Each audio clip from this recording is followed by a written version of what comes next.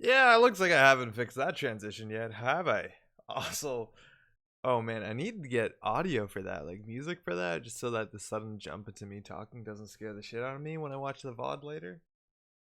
How's everyone doing? Welcome back to the Medfall Grid. My name is Andre. How you doing? It is January the 24th, he's guessing. Seems right. Thanks for dropping by. If you're watching this on the VOD, enjoy your day in the future. Jonathan, how's it going? White Knight, what's up? And parallel yay Netrunner Thursdays, how y'all doing? Jonathan's asking, what's the thoughts on the current Netrunner? It's been pretty great. Current Netrunner's been pretty good. The meta's been fun. The system core has been pretty fun. We're gonna talk about the system core a fair bit today. In fact, there was a video that I was supposed to do earlier this week talking about like the system core meta, which is kind of an important thing based off of the fact that the Nisei tournament is this weekend. So hopefully you're joining into that. We're streaming it on Sunday, but you can also watch it Saturday on Trace 5, and the finals top cut the following week on SMC's code channel, self-modifying codes channel. So you can check that out. We're gonna be talking a bit about we're gonna do that video that we wanted to do live, I think, on this stream. Also, huge clarification. Holy shit, am I tired? It's been such a long week. It's not over just yet. We've been doing a lot of streaming stuff at work today. We had like a 4-hour stream.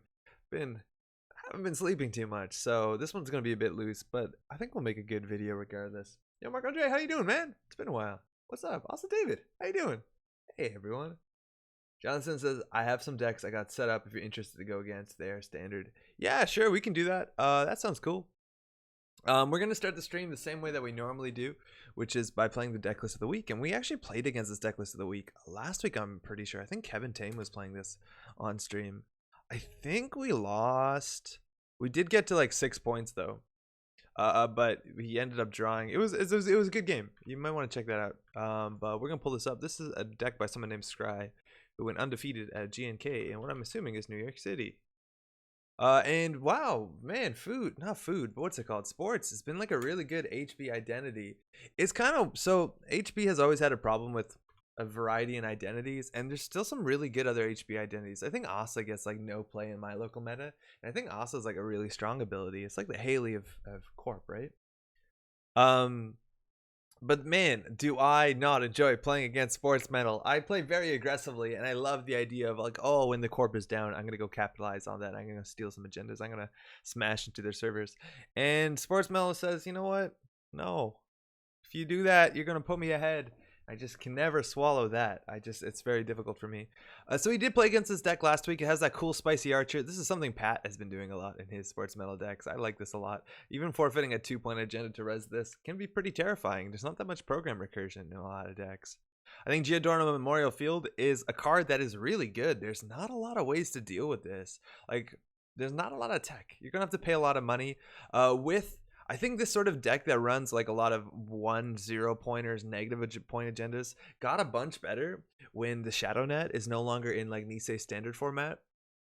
While Data Dealer is back in, that does cost influence for most factions, so that's not as appealing.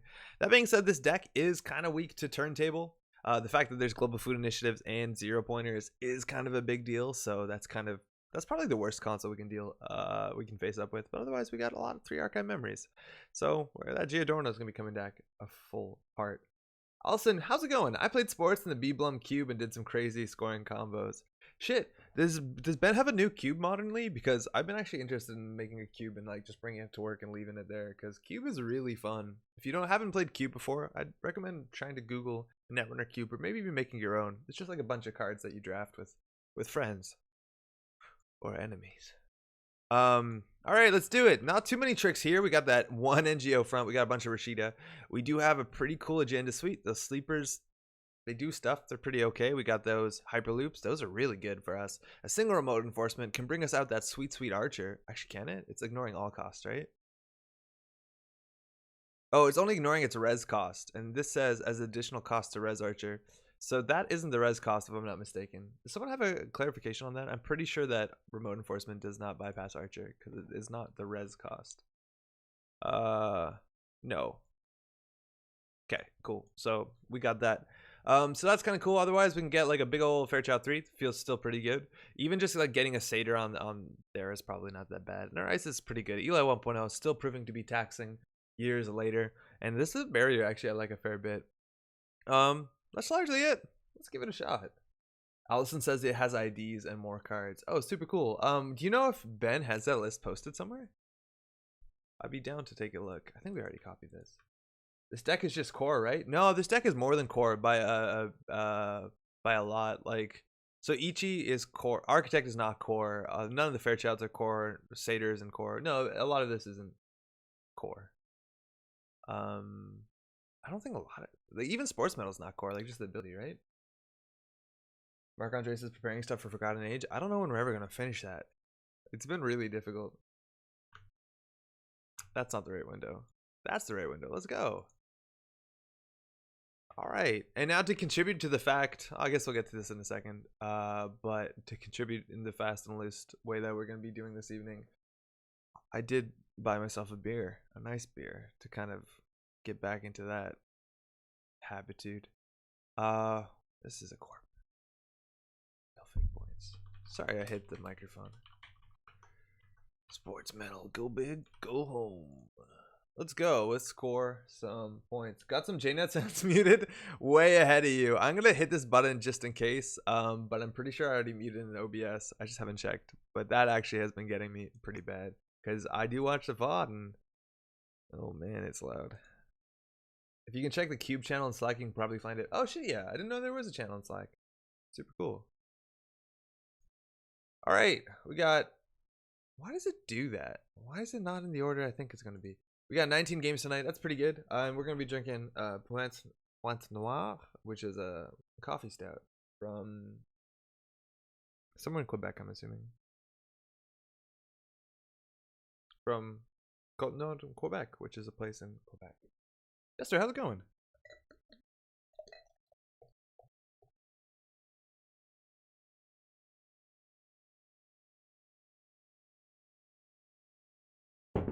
All right, let's go. Ooh, a Kiko. Also from that revised core. This opening hand has good ice, it has no money, but Hyperloop is actually pretty fine. If they steal Hyperloop, it's good for us. Like, we get 5 credits. We can definitely do a lot worse than that. And then early Giordano probably isn't that great, but it's still, like, this is still, we res for 3. They trash it for 5 if they get that early Hyperloop. We'll keep it. If you're not familiar with Kiko, a Kiko is from the revised core set. It's an ability I want to play more of. She has one link, which is cool. Only 12 influence, which is kind of strange, but she forces a side game. And if we spend the same number of credits, they access 1 additional card. So that's generally, thanks, sorry, I hit the microphone again. That's generally between 0 and 1 a lot of the times. A lot of times it just makes us pay 1. And this is whenever, so it's not even the first time, which is super cool.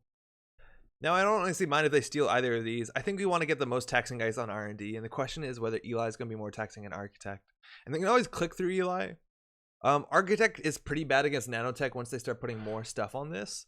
Once we get like 1 or 2 ice on here, it gets pretty bad. With a single ice, though, it's pretty expensive. And if this fires in the early game, it's pretty good for us. I kind of like that more on R&D. Eli can't always get click through, and then they can see 2 cards, which would kind of be an issue. Again, money is the problem. We can't even afford both of these, but hopefully we'll feed them a Hyperloop next turn. I'm going to take it. Michigan, what's up? Only the 20th Sports Medal deck of the week this year. It hasn't been like that, has it? I don't think it's been that way. Installing same old thing, click 1. This doesn't really do much for them. I never like playing this card. I haven't been playing a lot of this card recently. I'm going to be drawing up. How's it going, Michigan? Jonathan, I'm using I run with this ID too. Oh shit, we were meant to do a thing. We'll play the game after this for sure. Now this hand kind of looks like shit, but on the basis that our ability doesn't mind, I think ideally we'd want an ice and then just jam this behind it because we could really use this 5 credit swing when they hit this. Ichi is a pretty good piece of ice, but on its own it does nothing, and on the innermost in the server it's pretty underwhelming. Generally you want this in front of something that requires a breaker to break through, so if these subroutines fire, you're going to get an end of the run. Or if they click through this, they can't click through Eli. So another cool reason to do them in a different order. Yo, Adage, what's up? Halo, let's see all this Twitch hype is about. Don't recognize you on that side as well at all. Excuse me. Welcome to Twitch. There's emotes and a culture. Sometimes the culture is good.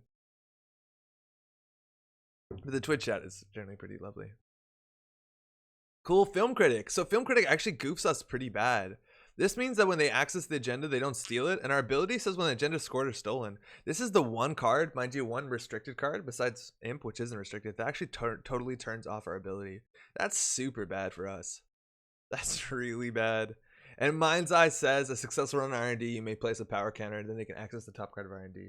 That's gonna be a problem, maybe. These don't actually fire together because this says whenever you access. Oh, these do fire together, mind you. Excuse me. Turning Wheel doesn't because that's on a run. And our hand is kind of trash. Yo, Nick, Vincent, how you doing? Welcome. Also, Maui, how you doing as well? This is a clumsy hand. That Film Critic is really bad, and we have no way to trash it, but that's definitely gonna be an issue for us. That's the beginning of a good remote. And I think putting this on here is not great. We're gonna throw it out if we don't, but like we really just don't have any money. Play one pointers though, Film Critic is going to be a massive tempo hit. It's definitely going to slow them down a fair bit. And like if they take this stuff off Film Critic, it's really hard for them to run the later part of the turn into things like Fairchild. So yeah, this is that deck list of the week. Yeah. Doing great. How's everyone doing? Nick, I'm really tired, I'll be honest. But otherwise, it could be so much worse. Like it's pretty okay. Now we really can't, like, they're probably going to poke R&D next turn. They just installed Psych Mike, which refunds a lot of the Kiko costs, so I think just getting a lot of credits is pretty okay. They are in Dirty Laundry, so there's some value of icing archives, but we're probably also just making R&D as taxing as possible because they're definitely going to be tunneling on R&D. So I think we need to go really slow. It's really unfortunate the majority of the economy in this deck, maybe not the majority, well, we only have one NGO front, so maybe the majority of the economy of the deck hinges off of this Psych Mike, or wow, off of our ability, and Film Critic will turn it off. All right, news team. That's cool, I guess. I don't think they're going to run it. We might just want to click for 3 and throw this out. It's really in our best interest to be jamming all the time, but once we res this Fairchild 3, they can click through it, and then we don't get any money off of this. So we're going to be clicking next turn, so I don't mind poisoning archives, I suppose. It's kind of the best we got. 4 agendas in the first 10 cards? Yeah, it's not that bad, though, with sports. I guess Film Critic's the only issue, right? Their money is also kind of bad. The fact that they okay, they're fine now. The fact that they career faired this out, mind you, they only had 12 influence so far. Career fair represents 1, and this on R&D doesn't do anything so far. I think our code gates are still okay. This one's actually cool because if they have Film Critic this, we can jam next turn, so I don't mind too much. But again, money's the problem, and we're probably playing this way too slow for a deck that's meant to be much more jammy. Twitch stream dead. Jumping here, Nick. Welcome to YouTube. Proco is slow. That's actually good for us. I just don't want to score this. I guess it's at least free. Can someone in Twitch confirm that the Twitch stream is still okay? Corroder coming down. All right, so they're going to be paying 4 credits for Eli. Seems okay. We can definitely score this. This will fire our ability. Stream is good. Thank you. We want the money so we can get just the credits. They're on 5 credits next turn with the daily cast starting off the top, and Ichi into Fairchild is actually a pretty taxing server. I think we might want to just go ahead and jam out the Vitruvius. The other option is the Hyperloop, but whatever. Even if they steal this, it powers up our Giorno. Twitch has been working weird for me lately. Not sure. Modded. That's the R&D interface. It looks like they're going to tunnel R&D. The cool thing about them multi-accessing so hard is that they can't fire Film Critic on everything. So there is a chance that they'll see too many things. That's actually a really good draw because we're going to be throwing it out. 2 credits. I don't even think we have any biotic labors, so we can't fast advance. That self-modifying code in theory does threaten like Clot. But yeah, we just have Game Changer actually, so we do have a fair bit of fast advance. I want to make them run archives somehow, but I don't think they're going to be dirty laundering archives.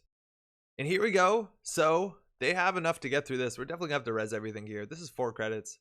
And then they have to find a cheap way to deal with Architect, which is actually going to be pretty difficult for them. Oh, I can just click through it. It's been lagging and bugging for me recently, but I watch these streams on YouTube. Yeah, we had a pretty bad audio desync last week. I don't know what that was about. So nanotech here is actually pretty good because we have 2 ice on the server, so it's going to be 6 to install, I think 3 to break or 2 to break, which is all their money.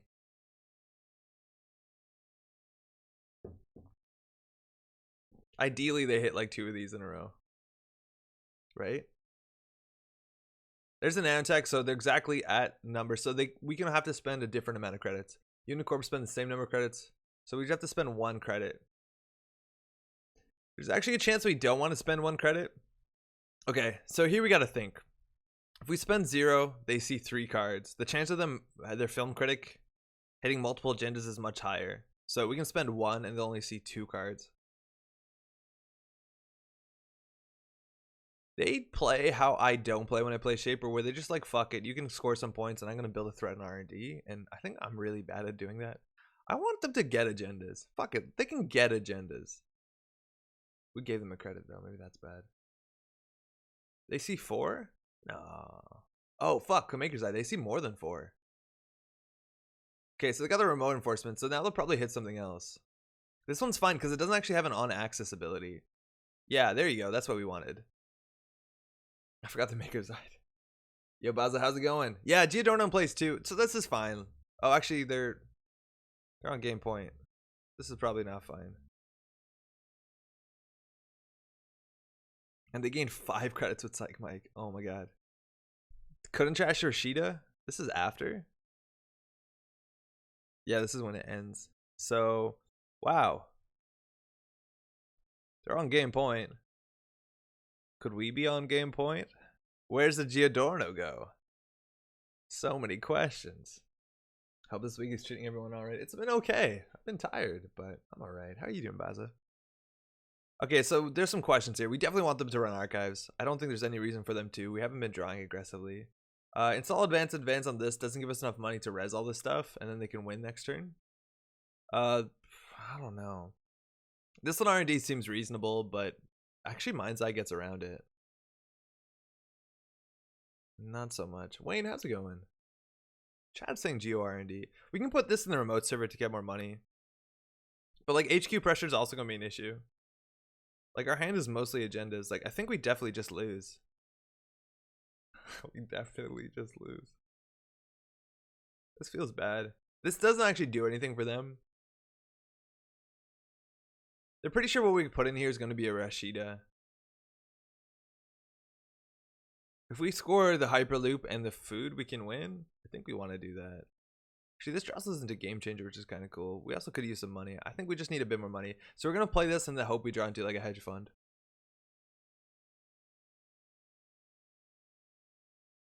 They saw the Rashida? Yeah, they did see the Rashida, so we could just jam Vitruvius, but like then we go down to like what, 7 credits? Doesn't seem great. And the thing is like this doesn't actually help us win the game. This puts us on 5, and then we have to score another 4-2, and the only other one is that last, there's no more Vitruviuses. I actually think we need to score a food. I don't think this Vitruvius does anything for us. Yeah. So I don't think we want to score this. This is scary. Like all their same old things I think it just represent. I think all they're going to do is spam Maker's Eyes over and over again. This might actually draw some HQ pressure. Okay, well we got a good money card. But nothing stops them from getting into this remote. That's the biggest issue. We want them to hit this though. Nothing stops them from this. I think we probably want to score this because we need to do this in food. So I think we do this and then we find a game changer. That'd be cool. Yo, Jogging, what's up? This is not system core. No, not yet. This is just the deck list of the week. Okay. Well, I'll keep this in HQ. I don't think they're going to run archives. This doesn't help them win. Archive memories for Rashida is mediocre. We'll just take all the money we need. Alright, 24 credits. That's probably enough.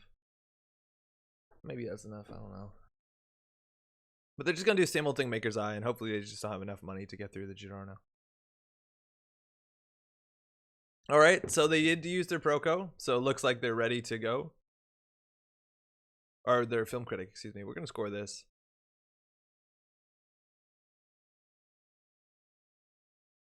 Do the Hyperloop. I think we actually want 2 cards here. We just want the game changer. Found the single NGO front. This seems like a bit too much. NGO front is interesting because it could bait a run, but I'm pretty confident all they're going to do is run R&D. I don't think we need this. The second stock buyback, I just don't see how we would need that so much money. That's 6 plus 5 is 11, 12, 13, 14. That leaves us an extra 10 credits to score agendas with.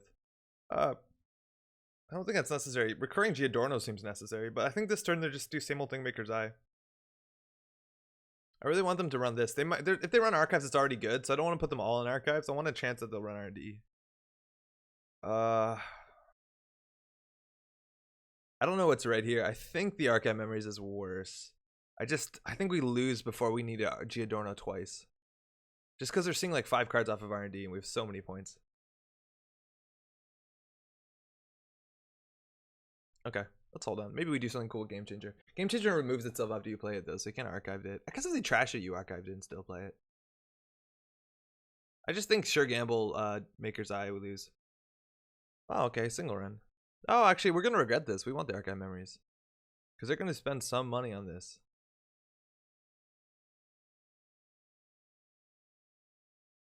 Oh, wow. Yeah, I wish we had the Archive Memories, because they can trash this now. Because here they need 2, 4, 6, 8. They just can't trash it. Here they're gonna see a couple cards. If they spend all their money though, it turns off Akiko's ability. So far Akiko's ability has drained us of 1 credit. Or it hasn't. I guess we didn't use it, but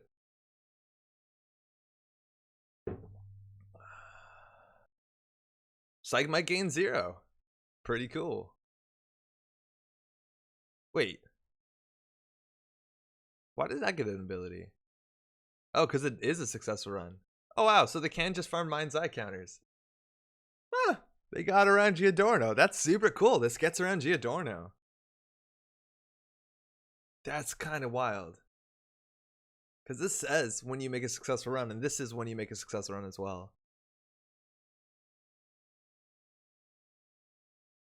Oh, they're going in again? What? How? Oh, I guess it's just to get the counter. We have no way to stop this. This is a click. I mean, they still got to pay like $7 for a Mind's Eye counter. Sure, but like, we can't stop it.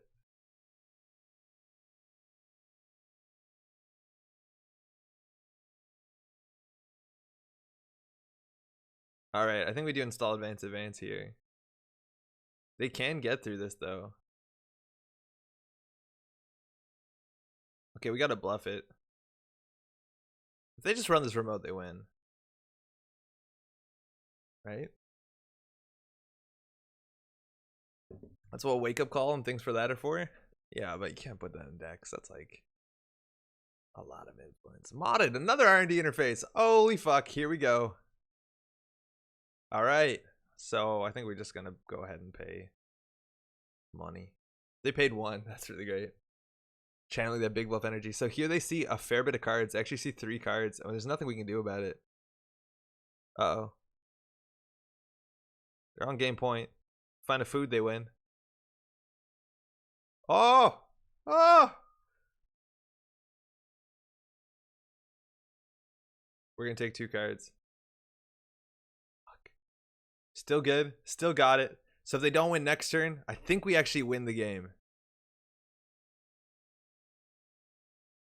Okay, so next turn all we have to do is fire the domestic sleepers. So we're gonna go for the 2 credits. I don't want to draw anymore. I think we didn't break R&D log. And then we're gonna throw out all the trashables. Just so that there's no chance that they can hit. They should, if they hit this, they take the tags. Alright. Let's hope this works.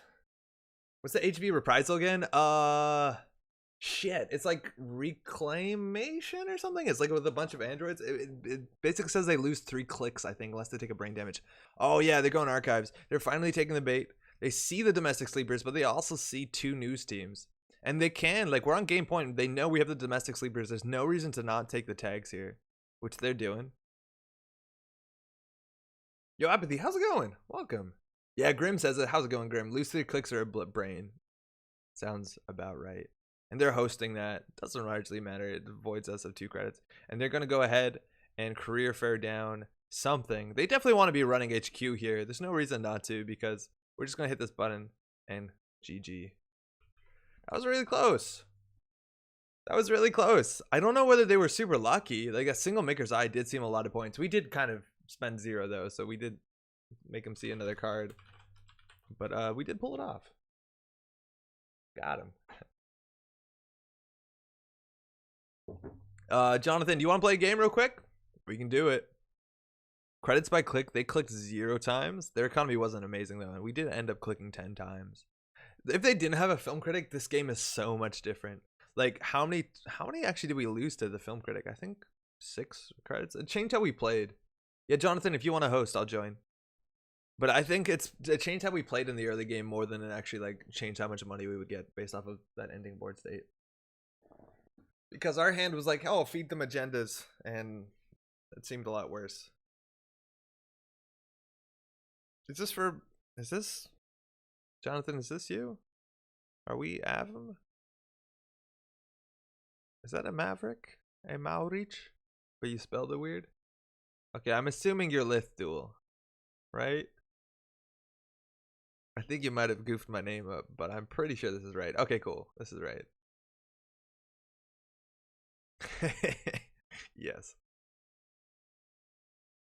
20 games. Oh, I think actually someone was streaming. Who was Sayed? I think Sayed was streaming this afternoon. Right before this. If you checked out his channel, I had the pleasure of meeting that guy at Worlds a couple times now. It is me. Really nice dude. You have me here for the amount of time it takes for RE2 to boot up. Steven, not gonna be very long. I am actually kind of excited for that game too. Oh, it's a Kiko as well. We got an early. We want ice though. We would definitely want ice. That game is reviewing really well, Steven. I've never played RE2. RE4 is one of my favorite games. This hand sucks. But thanks, you too. I'm pretty interested in playing that one. I played the demo. Okay, hand's not good. Hand is bad. Benjamin, how's he doing? He's just getting familiar with Nisei stuff in rotation. Oh, Lithil? Jonathan? Cool. Welcome. Akiko? So Jonathan, mind you, is playing 49 cards. It's actually really uncommon. A lot of runners, you want to play as few cards as possible. That's kind of like the sentiment a lot of people believe in. Corpse will play 49. But that's because that's generally the fewest agenda points per card, which largely Netrunner players have decided is the optimal thing to do. There are some reasons why you don't want to do that in some Corp decks, but this deck is pretty big. What does that largely mean? Is inconsistency. Oh, he streamed earlier. He's getting familiar with Nisei stuff. Oh, totally. Say it. Yeah, super cool. That's a really good turn 1. Hopefully it hits not the Vitruviuses. It hits a Vitruvius. I think here we actually want to take the cards because we have the IPO in hand and we just need something better. And that's actually pretty good. Awesome. Went to a GNK on Monday. First time playing Netrunner. The people I didn't know. Had a blast. Holy shit. No way. That's fucking awesome. What were you playing? So like playing Netrunner against your friends at a dinner table or whatever is like one thing, but like going out and meeting strangers and playing a game that involves bluffing and putting cards face down and homebrewing your own decks, if you do that, a lot of people still do, is such a big difference in the enjoyment of the game. Holy shit. 100% recommend. I think we're just gonna get money to this turn. It's gonna be really boring. This on HQ is actually kind of crap because we're not gonna be putting a lot of ice on there, but generally means getting barrier breaker. Yo, Dan, how you doing? Hey, boss. How's it going? Excited? You're on next weekend, right?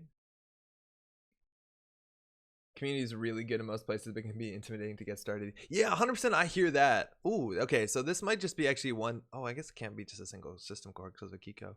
We have no way of dealing with this one, but whatever. What's the chance we can bait him to an architect? Architect remote is like kind of a silly remote, and even this early in the game where their economy is not that strong, like Giordano was fine. We have 3 archive memories. Like we can just use this as like a mini, a really small red herrings of sorts with a better trash cost. And we pay a lot more to res it, but don't worry about that. All right, let's see if they bite. If we advance it, it looks like an agenda, right? Yeah, your streaming the finals perfect. I was playing Quetzal and Sports Metal pretty close to the deck of the week, actually. Hey, you got some traps. You got an ability that feels good when bad things happen to you. Sports is pretty attractive. Ooh, technical writer. All right, let's go. Advance score. So we have Archer Fuel, if that ever comes up. Money seems okay. I think we actually kind of want some cards here. We want to put another ice on this because this technically doesn't end the run. Boom. Another ice we can have. Double Architect seems bad. We have to respect a Kiko to some amount on R&D, but whatever, that's probably good enough. So we'll do this on server 1, and we'll get this one going as well. I'm okay scoring this way. I probably would just score this one. It's worth more agenda points. Just done with 3 hours of Darkest Dungeon streaming. Oh shit, yeah. Yo, I picked that game up a couple times. Like I got it on PC, I got it on Switch, and every time I got like, maybe I was playing it pretty well for a couple days, but I've always fallen off of it. I think that game is like, oh, I get really frustrated at the random RNG, but I think like the whole like mental condition, like how your troop, your group of squad can get like abusive and what that does to the team. I think that's so fucking cool. It's like, oh, this guy on your team is a really good soldier or a really good arbalist or whatever, but also they talk shit about everyone to their face. So is that a reason to have them on your team? Probably not. All right, not doing really anything ambitious here. We have Rashida and Hyperloop. We'll just take the money. We got a big guy, so gotta pay for it. 750 hours. Oh shit. 7th full playthrough. Did you make it to the end? I know the ending boss is like pretty difficult. I thought sports was your least favorite ID, and Forrester is pretty terrible. We're playing Archer, Steven. I think sports. Well, this is the decklist of the week, so what I think doesn't really matter. But they have a lot of money. They're playing all the slow money cards, and we're just doing whatever they want. They have no breakers though. That seems like okay for us. I'd hate playing against sports because it frustrates me in a really basic way. Because good things happen when I want bad things to happen. But to my friend. But that's fine. Is Enforcer 1.0 viable? Oh, I see. Wayne was asking. Enforcer 1.0 is not particularly a great card. Like generally only half the subroutines matter, and you can always still click through them. Compare it to Archer, which is only 2 influence, and all the subroutines matter all the time. I don't know what this is, but if they were playing Haley, man, things would have been really good. Maybe they need this link. I guess they don't need a link anymore. That card rotated. But what's going on here? I think we're just gonna keep jamming stuff. We'll get the money. I think we just want the credits now, and then we'll do Rashida for cards. But we're technically on 4 points, so we can, I don't know. Looking like a Dirtle deck, my dude. Dirtle deck sounds about right. Like, there's a cool part of Netrunner, which is just installing good stuff. Ooh, Lamb is now actually like a legitimate breaker. Breaks Eli for 5. Maker's Eye. They have the money for this, I suppose. That's probably okay. Probably doing Lamb Surfer R&D lock. Oh yeah, there's a chance of that. The thing with that sort of deck is like I'm assuming they want to spam like, oh, this is Cyberdelia. I thought it was the other one. We'll just pay a credit, I guess. If they pay a credit, it's gonna be good. Fuck! Oh man. I like how you pronounce the B in Lamb. Okay, they're on 4 points. Seems bad. We're gonna get the cards from here. Lamb? Lamb. I think that's how you do it. I think they're not done yet. Oh, that's good for us. Okay, so I know where we're gonna put the Giordano. It's probably gonna be here. It looks like they want to install a lot of things. I don't think you reinstall Surfer, but they're gonna have like big money. Also, like this card is not particularly good with crowdfunding, since the ability if you want to use it on non-barriers is once per turn. So let's just put an Architect there, I guess. Let's go, Rashida. We are breaking R&D lock, but YOLO. Wow, this actually stacks up really well too. This will be another 5 credits. Seems unsustainable, but I'd actually rather have them. I'd rather have this on R&D. So put this on R&D, put this on R&D, and how good is this remote? Actually seems pretty reasonable. This actually puts us on game point. In theory, if we get the last Vitruvius, this will actually matter. We want to throw these out. Largely, the other option is to put like to slow down and put the Satyr on here, which is fine too. Excuse me. It's either this or the Satyr. And currently Fairchild into Architect. They only have what? Oh, they have Caddy. Yeah, we'll go slow. We'll go a bit slower. Might not be right. Jam it. Chat delay, man. You gotta commit way earlier in the turn. Start putting Artist Colony Haley just for these fake points. That came up the other night. We were talking about that. Whoa, Maya. They have the whole fight suite. We were talking about that last week because, you know, fan site is rotated and I struggle against these sort of decks that, yeah, if you can't put a turntable in it, putting a Artist Colony as a 0 install cost, just universally good shaper card. Why not? Fight suite? Yeah, they're doing the full wrestling suite. This is the folk wrestling. All right, Satyr Adaptive Barrier. We saw that was bad on R&D, but by bad, I mean 5 credits to break. Not bad. Like Hitmonchan and Hitmonlee. All right, they'll pay 5. Please hit the news team. They hit Archive Memories. Okay. Rashida's okay. We can install double click. Archive Memories for like IPO seems pretty lame, and that's because it is. Do we even have enough money for this? I didn't even count. This is 14? No, we don't. I think they're playing all. I think they're only playing Maya because they want the MU for like data folding. Because this is a 4 MU rig. Dirty Laundry, Archives. Oh, R&D. Let's go. Okay, this is click 1, last click. So they're going to want to use either their Ngolo or their Lamb on this. I don't think they can let this fire. We have to res this too, which is awkward. But at least if they steal this, it's not terrible. We'll put them on game point. Actually, that's pretty bad. So they made it a code gate. That's technically cheaper. The boosting on this is slightly better. All right. Still incredibly expensive. So although they have both Proco and Caddy down, yeah, Econ. It's not wild they have 3 data foldings down, let alone this. I don't think this is going to do anything for their deck, but I'm assuming they're playing with a limited amount of cards. And if they want to access here, they can actually trash the Giordano. Which seems good. I think maybe you just trash the Giordano. No res? Not yet. I have a window after you commit to accessing. 4.3 or is it 4.4 now? I think me say somebody changed it. This deck they have is all tempo hits. Yeah, which is weird that they have like this because this is the opposite of this is like an aggressive card.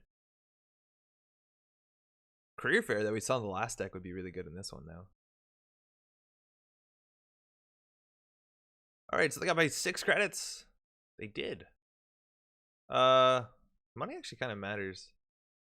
They're gonna pay 1 again. God, I should know better. If they pay for Giordano, can they trash it? No, they can't. Excuse me. They put crowdfunding in because they heard it should be in every deck. Yeah, it's probably just a good card, right? Which is not good for this deck for sure. Oh, that's a good card too. What do we want? Do we want credits or money with this? I think that's their last Dirty Laundry, but there's a small chance. It's really small. Oh no, they have one more maybe. They just run Archives to get that Dirty Laundry up. Seems pretty rough, but their money is now a bit failing. So that last Game Changer would be pretty good. So we can have 2 more credits, or we can draw 2 cards. I like her hand a fair bit. I don't want to discard 2, but the Game Changer is actually a really big deal. We'll take the credits. I guess if we even get the Game Changer, we need to figure out how some way to play it. And ideally, I think next turn we jam Rashida and then buy back after. So we'll take the money and we'll just throw this out. Chance actually keeping this in hand is okay because they have had some aggression on HQ and there's not a lot of reasons to run Archives. I guess maybe after we fire Beth. Not Beth. Rashida. Suddenly their money went away. Yeah, it hurts when they spend 7 to break certain ice. This one's also really mean. Like Architect into this. I don't know what they do.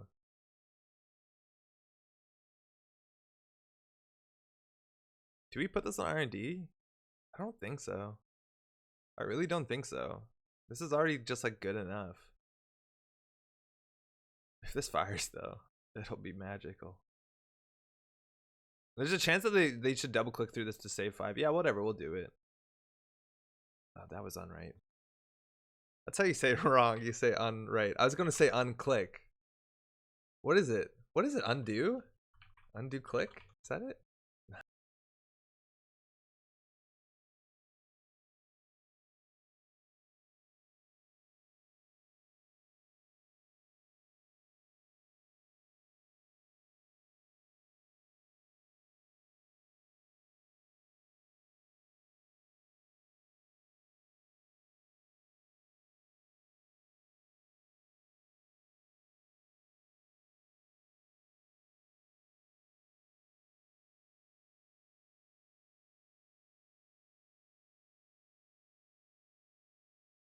Fuck, I muted myself. Shit. They're going for the remote server. 1 click left. We would have to spend a fair bit of money for this not to be ass. We're gonna make it annoying for them. That's a drink. Ah, god damn it. The button's like really near the mouse. Oh, this doesn't scale well with the size of the server. That's the only problem. What's a break even point on this? Strength 8? Yeah, it's not gonna happen. Don't want to res this. We will res this though, because they have to transmute it. Also, weird thing is that runners are so fucking good right now, even with this very expensive deck. Well, like we're playing a pretty honest deck, right? Like if we were playing, so far everyone's had really brutal R&D pressure. But like, yeah, totally they can still win. I think as soon as you play something that's more like, you know, anything like on the Weyland or NBN side that punishes like a weird or shitty economy, like a non-standard reliable economy, you're in a much better spot. Like imagine we had hard-hitting news, or imagine, you know, we were one of those decks. They can't like just dirtle and like do whatever we want. How's it going, BK? One of us is muted. Oh man, so they hit the Rashida, they'll trash it, whatever. Not big deal. We can archive memories of Rashida. I'm on the grind at RP all day. I haven't played any like legitimately good RP since System Core, but I think RP will do really well in the tournament this weekend. R&D interface. Chunky. I don't know how you're going to get through that server, my friend. Oh, that's really good. They're so going to run this. They're so going to play Interdiction. I'm so going to be upset. Went undefeated at GNK. Nice. That's the winning food. You run that, right? Single NGO on the deck. We found it. 3 credits a turn. This is the deck that wants that guy has always proved to be too slow, but that dude who installs resources or can hardware for 2 credits fewer, the supplier, gotta run it. How's it going, Corey? Stealth with RDI is popular in my meta right now. It's pretty strong. They're thinking. That's good. This is like really good. My favorite part of Netrunner, and we do it a lot, admittedly, because we talk with chat. Fuck off, film critic. God damn it. Is we say thinking. Whenever they think, it's a good part of game. When they have to like consider. That's how you know this game is good. They have just enough money. They can't even trash the NGO front. Can they not trash the NGO front? Zero, how's it going? I don't think they can. They might just let this fire. I don't think letting this fire is wrong. Oh, god damn it. They can trash your NGO. It doesn't matter. But we did bait them. Got him. 1 of in the deck. Play around that, I guess. That's what you do. You take the deck list of the week that has 1 of NGO front and you put 3 of in it and you just install double everything. Mark, how's it going? How much of the stream have I missed? Approximately 45 minutes. But just the deck list of the week. Which we did see last week, so maybe even not that big of a deal. I hate film critic. It's way better than non-stealth smoke for real. Stealth Jazz is really good right now. Seen a fair bit of Stealth Jazz. I guess Stealth Jazz was deck list of the week a while ago, no? Alright, so we just need a game change. We can game change a way out to win. If we find an agenda. Speak of the devil. What else do we need? Do we want to archive memories Rashida? That's 2 clicks to draw 3 cards. That kind of seems bad. Game changer. No.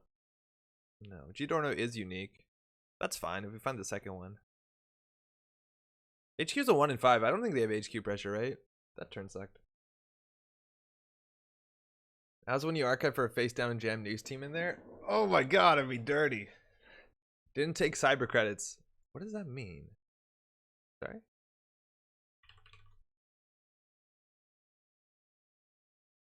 What cyber credit? Archer seems bad? Yeah, it does. It seems really bad. Unless we find the last domestic sleepers, which... Oh, yeah.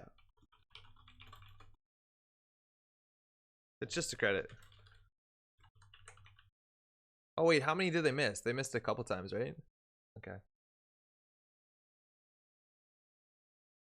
Deep dish Chicago style is too delicious to not be unique. I think that's a deck list. Or are you actually talking about food, Dan? Sure. Sure. Alright. Alright. No big deal. Peace in our time. They're back in it. 22 credits, giving us 20 credits. But they can't run this turn. Doesn't really matter. They have a Boxy in their deck. Wow. They really want MU a hand size. Maybe they have Savant or whatever. It doesn't. Oh, Giadorn. I see what you've done there. It's named after. Yeah, okay. Alright, remote enforcement. Can they get into this remote server? 100%. Is it possible to make a taxing remote against this? Against these 2 really inefficient breakers a lot of the times. I just wish we had like 4 sentries on there. Wait, how bad is it? No. I mean, they can't. They can use both of them. What do we do? Maya and Boxy? I didn't even realize that. Well, they're playing a 49 card deck, so maybe they needed to find a console now. Let's just game changer the win. Holy shit, I'm good. Okay, so if we play this, we lose a click, so we're 4 clicks. So we can win next turn. This will bait HQ pretty strongly. Actually, maybe the Ray play was like stock buyback, because we can't really archive memories for anything of value now.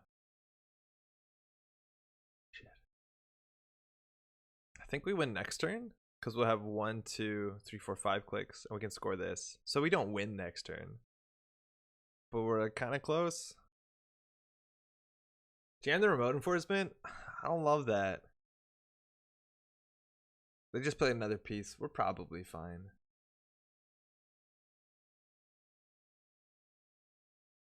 Robo kicks and robo sheet grab. Hard to defend against a drip. Under shaper meta is bad.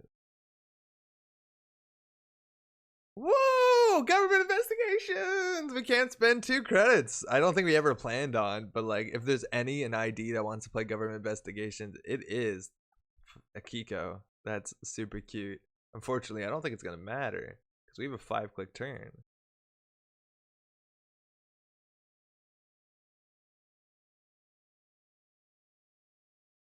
Do we want to draw cards? It will bury this. Oh wait, we can do that. We're definitely not going to do that on the basis that it puts 1 fewer ice in R&D, and we probably lose an R&D. Question here is whether we want cards or credits. I think our cards are safer in R&D. Interesting. All right, so same idea. We're on 6 points, so the news teams are now no longer worth anything. So they have to win now, or they have to somehow make us lose agenda points. Which is not going to be very easy. And they're pro-coing instead of making accesses, which is going to be bad unless they run R&D here, which with 38 credits, Giordano is just a speed bump. You can't just not let them fire their super cool current at least once. They can same old thing their current. They need to work for it. Didn't find what they're looking for. Oh, they diesel last click. What do you need? Just run. You have all your breakers. That's all you need. Run. My friend, you run R&D, you win. Yes. They are running R&D. Okay. They can win. We definitely can lose here. Oh, you think they're looking for Maker's Eyes? Yeah, that's pretty reasonable. But like, we probably lose. There's still 1 food in there, 1 Vitruvius. Oh, actually, that's probably it. There's 1 food, 1 Vitruvius, 1 more. There's not a lot of agendas in here. There's a lot of agendas on the table. Fire all an architect. That is an interesting choice because now we get to see we don't have to do shit. Is this May? And May installed. No, no, thank you.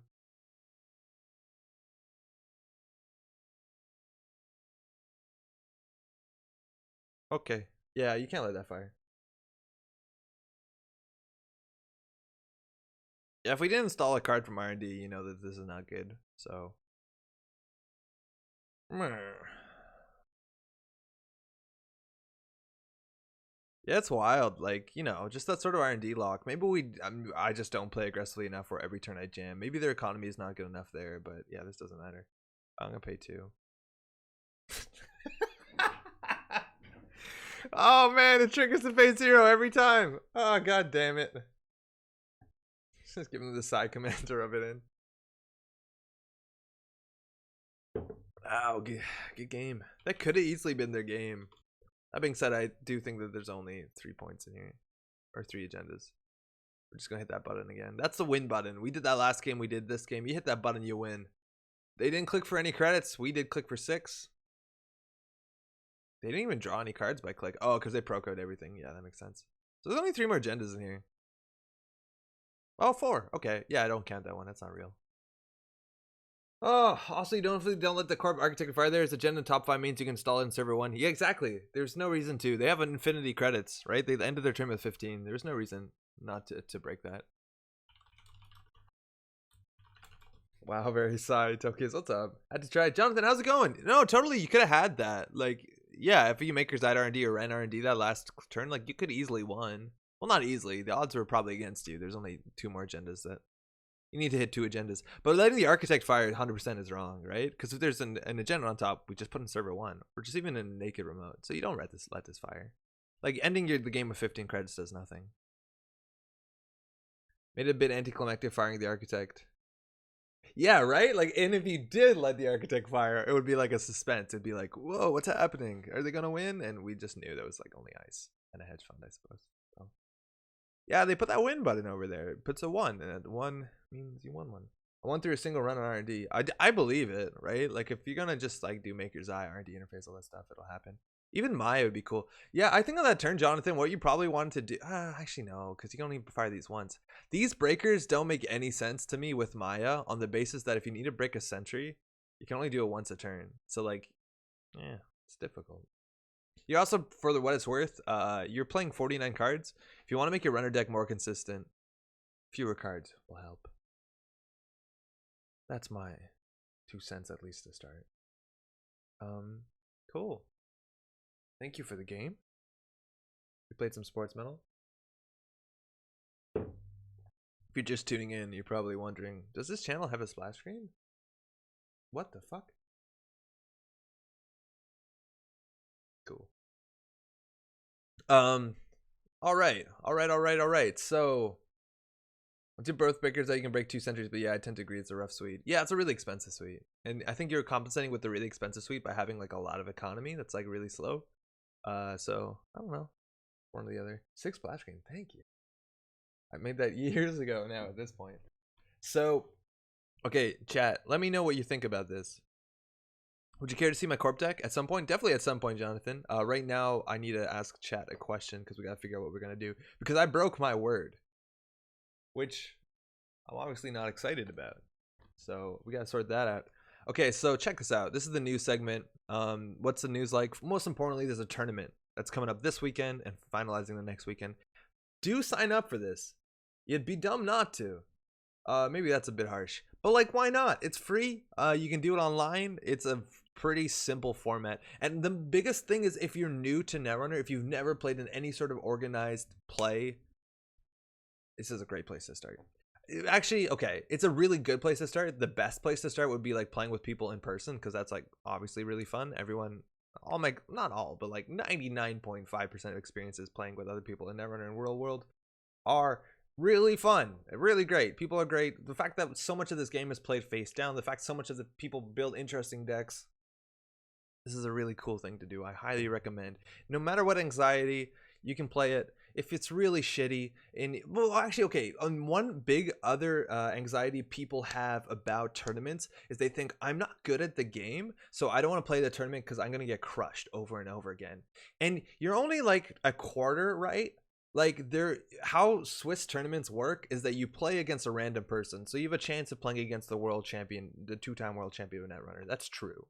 The thing is, though, even everyone in this game is really respectful and nice, so even if they do stomp you, they're not gonna, like, you don't have to feel they're not gonna make you feel shitty about it. If you want to feel shitty on your own, so be it. But after that, if you go 0-2, you're paired against someone else who went 0-2, and then say that round you lose, then you're 0-4. You'll be paired against someone else who is 0-4. So as the day goes on, you'll start playing more competitive matches. Like, the system exists, so you'll be finding a fun game. Sure, if you don't think you're good at Netrunner, probably your first game is going to be a bit one-sided if you have a bad luck, but it just only gets better. So if you're worried about being unmatched, the tournament structure exists to make sure that you are well matched. Highly endorse this. Not only this tournament, obviously, because I'm affiliated, my name is right here to some extent, but like, just in general, it's a real fun time. And what I said, I said I broke my word. I said that I'd make some video content this week talking about the Netrunner meta of this system core, because this tournament has a really interesting meta and a very easy to understand meta, very approachable meta, because it exists of just like 112 cards. It's just these 2 pages of cards. And it's honestly not a lot of stuff. It's not that much stuff. And I was meant to make a video in which we talk about, I made it really simple. I wanted to make very accessible content where I took each identity or each faction each faction, and pick 3 cards that I think you want to focus on when you're playing against them. So the idea is like, I'm playing against HB, what do I worry about when I'm playing? Or I'm playing against Criminal, what should I keep in mind while I'm playing? And it's, you know, there's a very complex discussion, but I try to keep it down to 3 cards, explain why that is and what. I haven't recorded the video yet, but if you go into my bookmarks, I have them all prepared. So the question is, we could do it live right now. Chat interaction might be minimal. We'll probably do it between factions, and we'll just like, it should only take maybe half an hour. It's not a long thing. Or we could, I just can't record it tomorrow, so it's not gonna be out before the tournament. That's the problem. So we can do it now, or we can just play more Netrunner and talk about it. Like, it's up to y'all. Let me catch up on chat. I'm extremely excited about the new core. System core's cool. The meta is awesome. My most popular matchup seems to be Leela versus Blue Sun. I don't know. I actually feel Gabe is better than Leela in this meta, by like a large margin. Mark, Dave, you're saying do it? That seems cool. Baza says play more Netrunner. Oh fuck, heck yeah, do it. Okay, that's the name of the cast. Yeah, that's what we named the cast that way. So like, now I'm gonna break my word twice. Leela seems busted. Leela doesn't by far not seem busted. Leela seems more busted in a meta with more like smaller agendas with more fast advance. The fact that like there's not even that many strong like riposte cards. Like Leela was really strong when it's like, oh, I bounce your ice off of R&D and I'm going to do indexing and then like blow the game up. But it's no longer like that. User, what's up? Just hopped in. What's the context? Core only. Yeah, the tournament is a single system core, and we're talking about whether we want to do a video. Like, we'll just spend half an hour. Fuck it. It's just half an hour. If you really don't like it, tune back in half an hour and we'll be done with it. Yeah. Also, how's it going, Ender? Thank you, user. Yeah. What's up? I don't think Leela's that strong in this format. She's definitely good. I just don't think she's the best. I would, if I was playing Criminal in this tournament, I'd be playing Gabe over Leela, like, unconditionally. I agree with Gabe, but most of the games I spectated are Leela for some reason. I think Leela seems stronger, but like Gabe is the only, like, that's money. The other big thing about Gabe is that HQ pressure in this format is really strong. There's almost no ways to control what's in HQ. There's no recursion. So like if you can camp the remote to some extent, like Gabe is just going to win off of running HQ. Like it's going to encourage you to do the winning play. It's great. Leela's ability is more fun. Yeah, Leela's ability is more fun. It has these cool dances, but I don't know. Right? As the best criminal.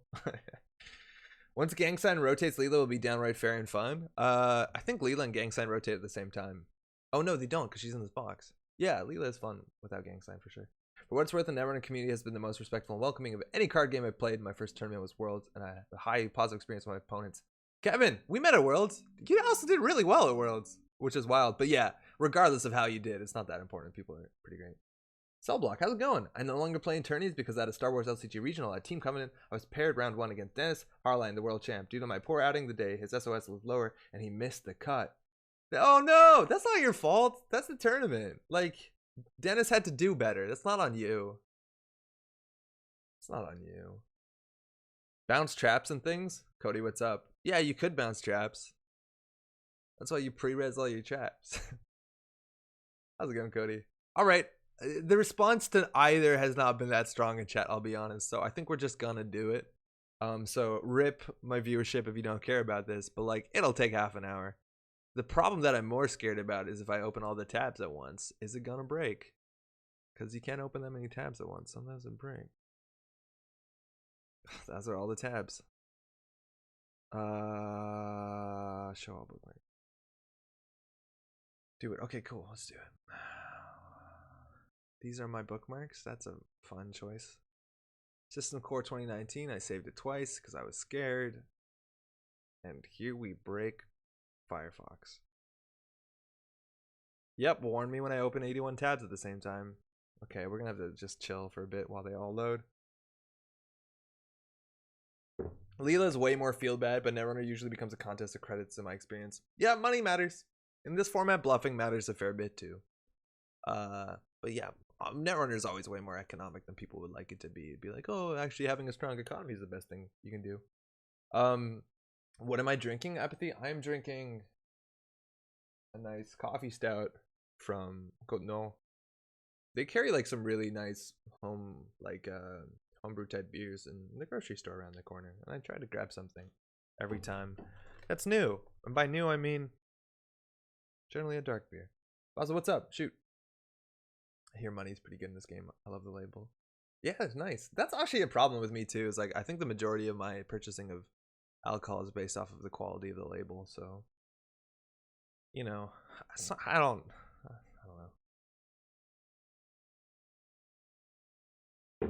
Okay, tabs look loaded. I hope I clicked the thing at the bottom. So we're gonna go through this. How it's gonna work, chat. I'm gonna talk about this. Okay, preface begins now. This is where the timestamp starts. I finally got around to Slay the Spire. Now I'm playing that while watching the stream. Patrick, how's it going? It came out today. It's a fucking good game. We'll definitely plug that at the end. How's it going, Pat? It's been a while. Okay, so this is the idea. I think we talked about it a bit. The timestamp will probably kick in here somewhere in the YouTube comments, but this weekend starting is a tournament that Nisei is running. It's totally free, and it is an online tournament that uses only a single system core 2019, which is a pool of cards that Nisei announced now a couple months ago that represents, it has replaced, in fact, the core set, let alone the revised core set. I said that in the backwards order, for the basis of the competitive constructive play, let alone I think that has an impact on other formats. Now, specifically, this tournament is a single copy of the system core, which does add some complications, but also adds some simplicity. And I think it does a lot for like the balance of the meta, or what that is.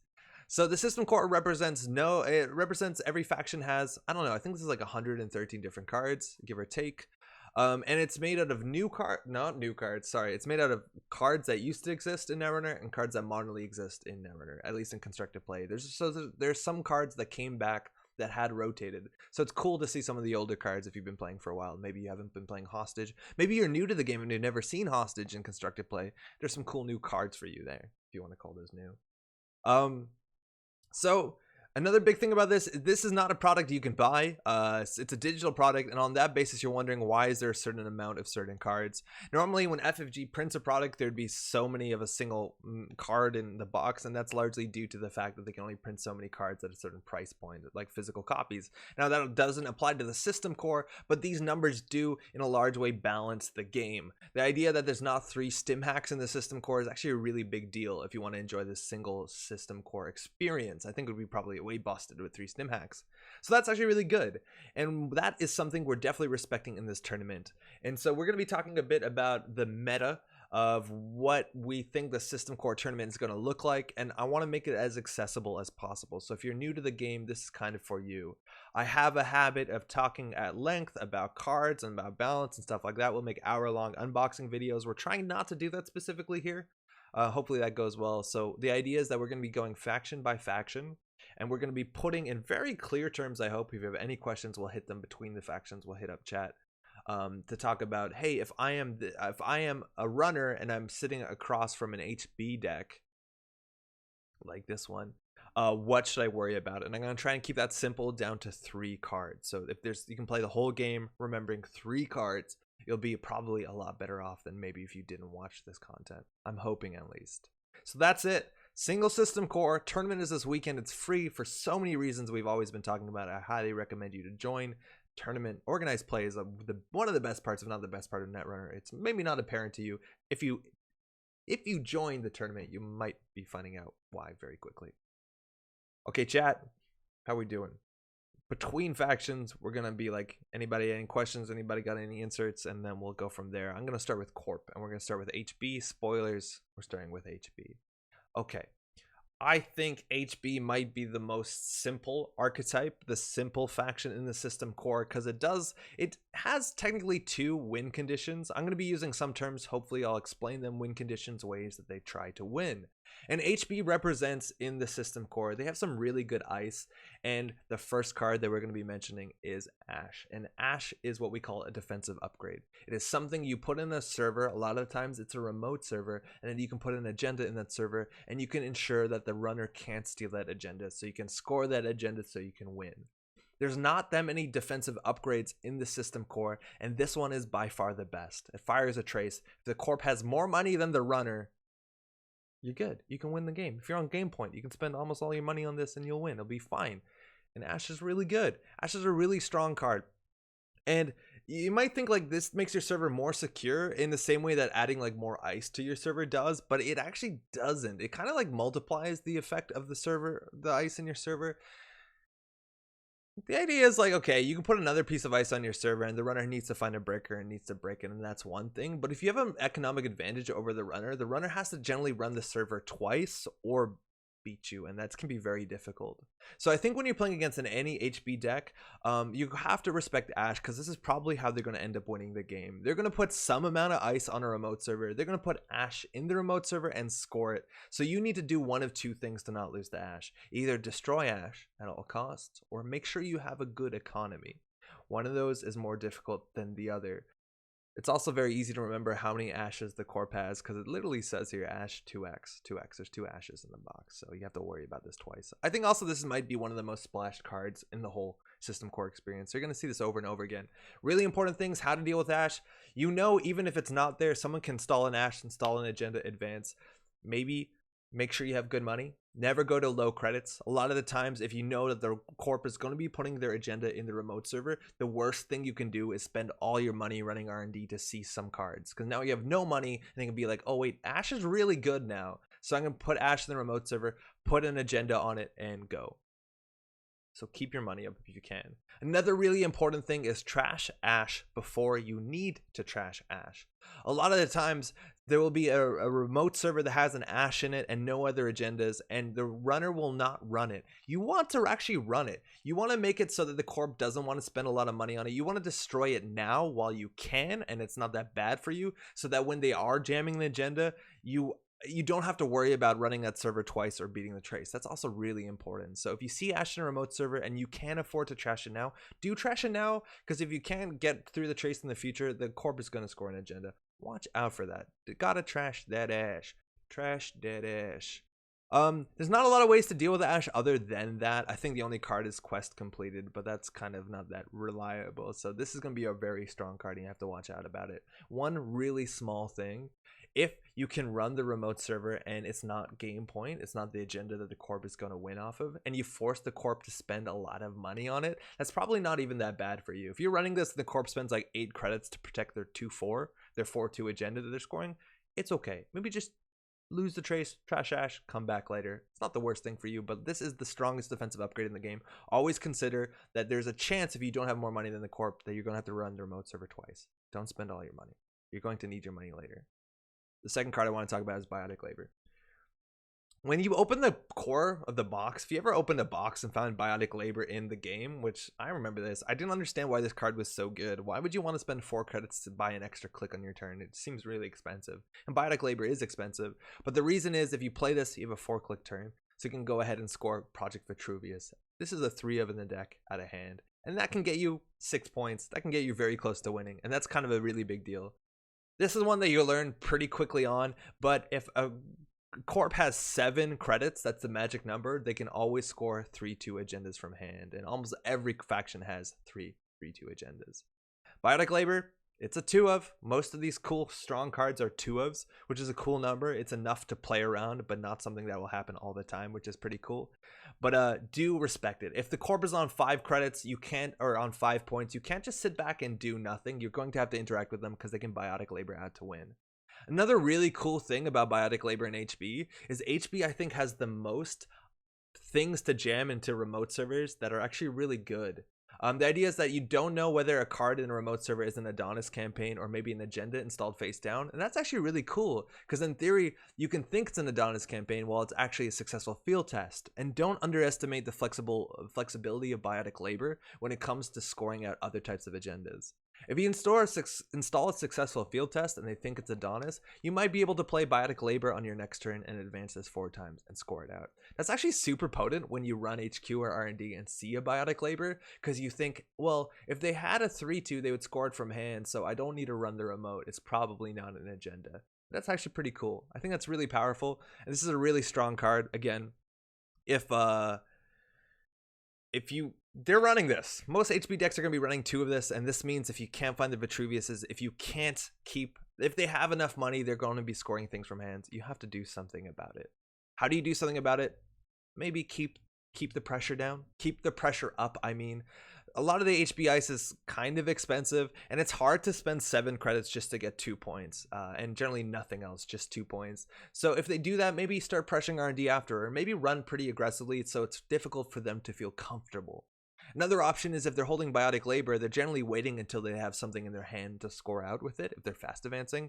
So multi-axis, just hitting HQ, just hitting R&D, stuff like that is really important. So if you see a Biotic Labor coming, either make sure that they're not rich enough to play it, but most importantly, if you expect Biotic Labor in the deck and you sit back and do nothing for too many turns, it's going to be really bad for you because they can score out.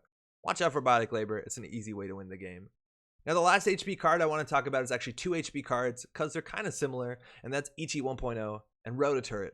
The reason why I bring this up is that these actually, to some extent, do represent a win condition because they say trash a program, and that can be a strong subroutine. That's actually probably the strongest subroutine in the whole system core, on the basis that if you have your programs destroyed, you can't break ice, and a lot of that ice will keep you out of servers where they can score agendas. So these are both different ice. One's a Biroid, one's not a Biroid, but this trash thing is something you have to watch out for. That's a big thing that you might find out really quickly with the HB ice, is that the HB ice is not very scary. A lot of the HB ice just is kind of annoying. A lot of it ends the run. Some of it does, like, oh, brain damage, not that scary. But there's only 2 pieces of ice in the HB suite that I think you actually have to worry about. And for that reason, one of the things I always recommend, especially as a newer player, just start running stuff. This ice is crap. This ice is crap if you don't have any installed programs. So maybe run a bit freely against HB. Sure, maybe they put something spicy in there that does net damage and surprises you. But if the corp ever reses a Rototurret for 4 credits and it just basically ends the run because you have no programs installed, that's a win. If they have to res an Ichi and so only a Trace 1 fires, they probably will never do that because that's really bad, but that's really good. Maybe put on the aggression and hold off installing your programs until you necessarily need them, because a lot of the HB ice does not matter until you install programs. A lot of it can be clicked through. A lot of it just ends the run. Not that big of a deal. That's HB. For HB cards I'd watch out for, you have that Biotic Labor. They can score from hand. Keep the pressure up. Make sure that you can make them spend credits and they never feel safe to start Biotic things out for their ice. Trashes programs, run aggressively. Their ice is pretty crap besides the stuff that trashes programs. Now Ichi you can click through, so if you want to run early, you don't have to worry about it. And Rototurret is just kind of a bad piece of ice once it gets rezzed in the late game, and you can break it because generally you break this for cheap lead. But like, don't install everything right away. Installing programs early doesn't matter that much. Just kind of run, make them res a Rototurret for it does nothing. That's HB. Let's catch up on chat. Seems that runners have more money than corps in this format, so is Ash as good as in that case? I actually don't know about the economy. I think corps can do okay. I think Ash is still pretty good. A really big thing about Ash also in this format is archive memories. Mind you, I think all the cards we talked about so far in this segment are 2-ofs. There's 2 Ichis, 2 Rotos, 2 Biotics, 2 Ashes. So that's really easy to keep track of. Every good card is a 2-of. I think archive memories is going to be a really, really, really good card in just about every faction too, because you can reinstall Ash. But I still think it's worth it. Like, at worst case, even with Ash, if they spend like 4 for the Trace and then 3 to trash Ash, that's a really good defensive upgrade, all things considered. So I think it's fine. I think it is really, really good. And I think it's going to be one of the most splashed cards for any deck in this format that wants to score in remote servers, which is most of them, if not almost all. If you have no programs and 3 cards in hand, you're safe running in SC 2019. Just watch out if Jinteki has advanced cards. Yes. Besides traps, you're totally safe. Just start running. Ash often relies heavily on the corp mapping out what you can't get. StimHack wildly changes that. Yeah, there's only one StimHack in the format, Ender. So like, I don't even consider playing around StimHack when I'm playing SC 2019. It's just like way too uncommon. It's a 1-of. Sure, it's 1 influence, so every faction can play it, but like not making a play that has like an 80% success rate on the 20% chance that they have a StimHack, and that chance is probably way smaller than 20%. I don't think is the right play. That's actually a really important thing in card games, is like, you want to make, sometimes the right play is the wrong play. I think that's a really big deal. It's like, sure, you can make the right play and still lose. And that's kind of what happens when they play the StimHack that like 5% of the time. That's what it's probably more like. Force of nature. Don't install this in hit Rototurret. I think that's what I was trying to say. All right. Weyland, you want to do it? Let's go. Weyland, the big W. This is probably my favorite faction, but in the system core, they are interesting because of one card, and that's the first card we're going to start with, Punitive Counterstrikes. It's another 2 influence card. It's another 2-of. Almost every really exciting card in this system core is a 2-of. And this is the first card that we're going to talk about that represents an alternate win condition. And that's a really big deal. A lot of times Netrunner is won by scoring or stealing 7 points, and Punitive Counter-Strike is the first really simple, abstractly way to say, fuck it, I'm winning the Weyland way, which involves sending a suited man with... This actually looks a lot like the Nerf gun I own. So what this does damage based on how many agendas you steal. So it's actually kind of easy to play around this. On the basis of what kind of agendas are in the game. Everybody is playing 5/3s. Every corp will be playing 2 copies of Priority Requisition. And generally in constructed formats, when people play Punitive Counter-Strike, it is alongside 5/3 agendas on the basis that if the runner steals one of these, and you play Punitive, that does 6 meat damage if those traces fire and you kill them. But there's only 2 of these in the deck, so watch out. It's not that reliable, so you're going to have to find some more creative ways sometimes to use Punitive Counter-Strike. If the runner steals Alice's, the only way they'd be able to kill them is if they have fewer than 3 cards in hand, which is not impossible. It's just going to be a lot more tricky to rely on it. So do watch out for that.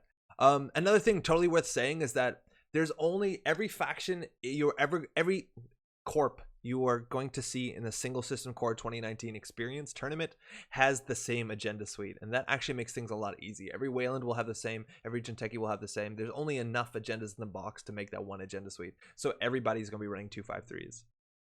So how do you play against Punitive Counter-Strike? Well, there's a couple ways. Firstly, have more money than the corp, and sometimes that's impossible. But sometimes, if that's the thing, anytime I'm playing against a Weyland in the System Core Experience, 100% they're running 2 Punitive Counter-Strikes.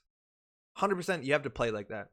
So they have a lot of money and you have no money, and they start jamming agendas. You're running a risk of dying, and you have to kind of balance your odds. That's a really big thing about Punitive Counter-Strike. It's only a 2 of in the deck. So even if you do find that early Priority Requisition, they need to have the first Punitive Counter-Strike and the second Punitive Counter-Strike, which is kind of unlikely. Here's the big shout out to Archive Memories, a very flexible card that we're going to be talking about a lot today. This is only a 1 of, mind you, so this is not very common. But in theory, if you put Archive Memories in your Punitive deck and you have this in hand, you can always do Punitive, Archive for that Punitive back, and Punitive again. So it's as if, again, it's like having a third Punitive, but you can't play all 3 in the same deck. So watch out for that. If you see an Archive Memories in a Punitive deck, you can die. Watch out. But that's largely it. Do make sure you don't die to this. You're going to kill yourself with this, unless sometimes you run an R&D and find a 5/3 and you'd be like, oh shit, I'm going to die. I know they have 2 Punitives. Sure, that could happen. If you can't get your money up and you can't keep more cards in hand for the death not to happen, try and win that turn, but keep your money up. That's largely it. Punitive is going to be a very popular card. I think it's also really good in Jinteki. We'll be getting that soon, but every Weyland deck has a chance of killing you if you don't keep your money up, specifically when you steal 5/3s. A really good thing about Punitive, it says it's based on how many agendas you steal on your last turn. So if you get to like 5 points against a Weyland deck, this card is dead. Like if you steal 2 points, you win the game. So this does have a shelf life. So if you're aggressive in the early game and you steal like 3 points, you steal 1 Priority Requisition, you're probably going to be okay. Because then maybe later you steal an Atlas and you're fine. So just do play around this. You don't want to die. The chance of you dying to double Punitive though is actually pretty low. If you know it's an HQ and R&D, that might be easier. Now the second card I want to talk about is Hostile Takeover, and this is kind of a weak point. I don't actually think there's that many Weyland cards to talk about, but Hostile Takeover represents a very unique thing in the System Core, and that's a 2/1 agenda. It's an agenda you can score from hand, so watch out for that. If a Weyland deck is on 6 points, you have to be aggressive. You can't just sit there, because eventually they'll draw their Hostile Takeover and they'll score it and they'll win. Watch out for that. That's all I have to say about Hostile Takeover. This is the only agenda that's self-scoring from hand, so be careful. If they're on 6 points, do something, because be aggressive, because you're going to lose soon if you don't. And then the last card is, I think, the best ice by far in the whole System Core. This is Archer, and this is a good segue from Hostile Takeover into Archer. Archer's a really mean destroyer, trashes 2 programs, ends the run. The corp spends 2 credits or gains 2 credits, but as an additional cost to resist, you must forfeit an agenda. Combos really well with Hostile. Every Weyland deck will be running 2 of these. Again, every good card there's 2 of. I think, let me just double check. Yep. So if they have a Hostile Takeover scored, watch out for Archer. And this is very similar to the way that you deal with Rototurret and Ichi, is don't install your programs early if you don't need it. If the corp ever has to forfeit an agenda to res an Archer just to keep you out of a remote server and doesn't have any trash, none of the trash is fired, It's really good for you. It's still like a really strong piece of ice, but like whatever, they forfeited an agenda to end the run. It's really probably okay for you. Every Weyland deck will probably be running 2 of these. There's some other good cards that go with it, but I'm not going to overcomplicate things. Watch out for this. How do you watch out for this? There's actually some good things in factions. Criminals have some really good sentries. Keeping a fairy on hand and not using it when you're playing against Weyland is pretty cute. So you'd be like, okay, I could break this other sentry, but I'm going to keep this for the archer. And then later in the game, maybe femming this. Femme Fatale is probably the best way in the whole core set. It's a 1 influence card, mind you, to deal with archer.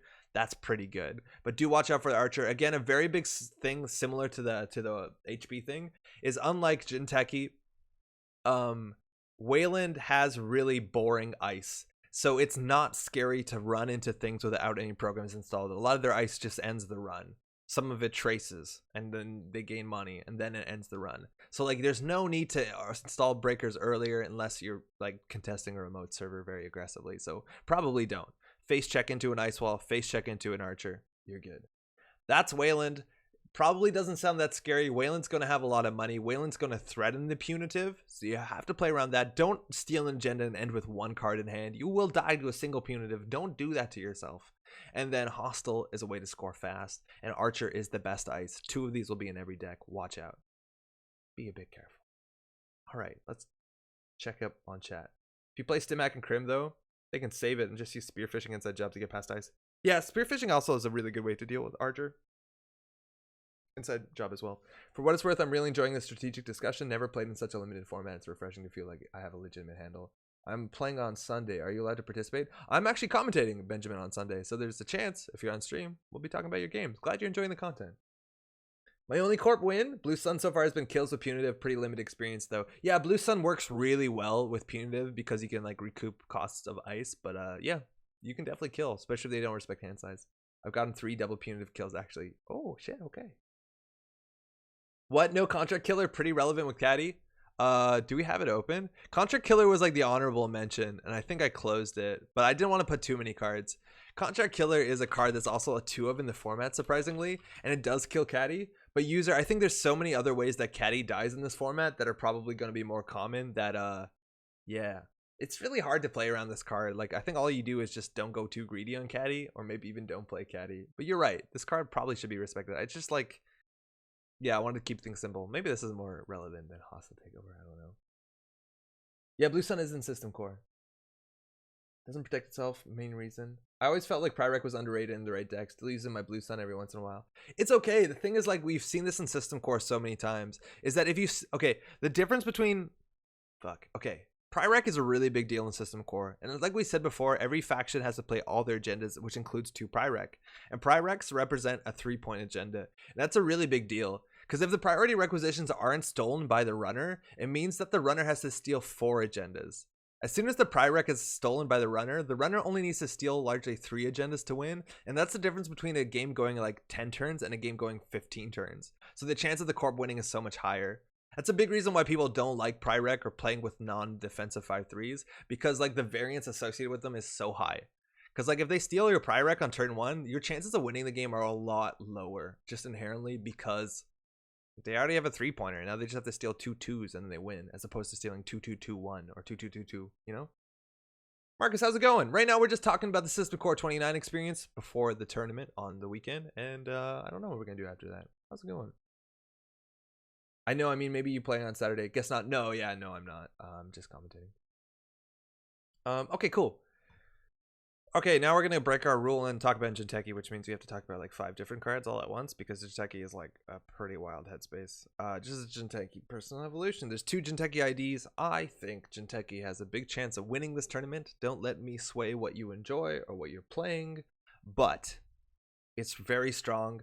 The really exciting thing about Jinteki, and mind you, it's not just personal evolution. Replicating perfection is an ID. There are 2 IDs for every faction in this system core. Is that this faction represents like every single win condition we've mentioned so far, plus some. They can build Glacier. They can build trap decks. They can kill you. They can fast advance. Jinteki has all the tools, and while they're probably only the best at some of them, the fact that they can build, you can build like this wild deck that like, whoa, I can go any direction, is like super cool. And I think Jinteki is probably the most exciting faction in the core set. or the system core. I'm gonna call it core set. It's system core. Hopefully that makes sense. First card we want to talk about is like real, like day one Netrunner stuff, and that is the snare! Exclamation mark.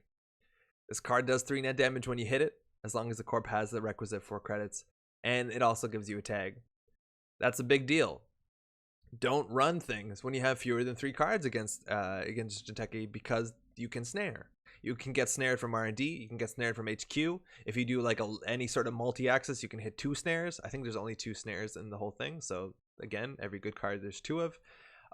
Watch out for that. And it's not only the damage, the tag really matters. One really bad thing you want to do against any deck that has some sort of traps in it is run last click, especially because of snare. If you end your turn with a tag, the corp can reach over and start trashing your resources. Resources are very strong in system core. We'll get to the runner side in a bit. It'll be very obvious, but yes, there's a lot of good reasons. Another good reason, this probably should be a card worth talking about on its own, but Neural EMP is a card that exists.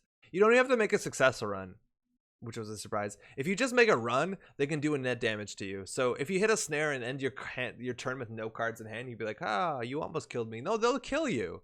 They will just kill you. So do watch out. Neural EMP, again, is another 2 of. So low cards in hand largely means death. If you want to run against any deck that you think is going to be running snare, and you can put this into any deck. Like, it's not a bad card in HB. It's fine. I don't also want to call cards good or bad, but like snare is great in everything.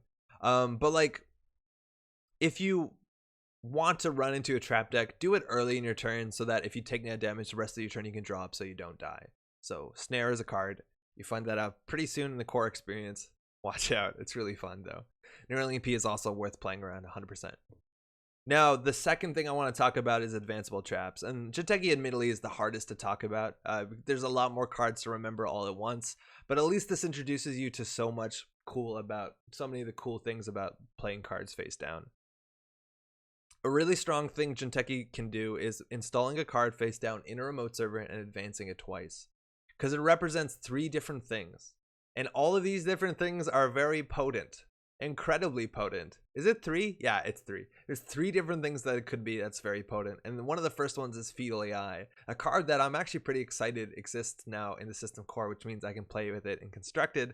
But if you don't have 2 credits and 2 net damage when you access this card, and again, you could find it in central servers, you're not going to be able to steal it, which is pretty annoying because you take the net damage anyways. So again, kind of like snare, if you're accessing anything, keep more than 3 cards in hand so you don't die. That's a pretty good thing. Also, always have 2 credits. It's probably a good place to start. But install advance could be a fetal, but it also could be probably the most popular and most beloved trap in a system core experience, which is Project Junebug. And this, if you run it and the corp has a measly 1 credit, you take 4 net damage. Which does that mean every time you run and install advance card, you need 4 cards in hand?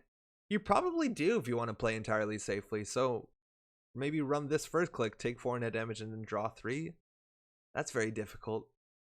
And the thing about these things is they represent, like, if you don't run the Junebug, the corp loses. Like, they feel bad about it. If you don't run the fetal, they score it. But now the interesting thing is if you don't run the Ronin. This is a Ronin, which if they install advance, next turn they can advance, and then trash this thing for a click. And it does 3 net damage to you. So things start to get really interesting. This is very hard to explain in very short terms, but traps can generally mean one of these 3 things, and each of these things have to be played around in a different way. Fetal AI is an agenda, obviously that helps them win. Junebug, if you don't hit it, it's really good. There's no expose in the system core, so you're never going to know if that is a Junebug, so Yomi, good luck, feel the table, all that sort of stuff. And then Ronin is actually a card you have to play around, because say they install advance this, and then next turn they advance it, and then leave it. You're pretty sure, is it a Ronin? Or is it a Junebug that failed? I don't know. But at any point in the future, they can spend a click to do 3 net damage for you, which is maybe all they need to do after you ran that snare that 1 turn, and then they hit you with a Neural EMP. It's hard. It's really hard. I don't know whether just like pure trap decks. Oh, where did you go up there? I don't know whether pure trap decks are going to work in this format, but as a basis, these are all things you have to keep in your mind, in the back of your head, and you're going to have to play some Yomi. That's an exciting part of Jinteki. For what it's worth, my 2 cents, I don't like playing against install advance trap decks, specifically on Jinteki.net, because you can't see your opponent. You can't tell, like, oh, they're really sweating about this one. Oh, they're grinning real weird. You can't, like, do that fun thing. That being said, people play professional poker online, so apparently that doesn't matter that much.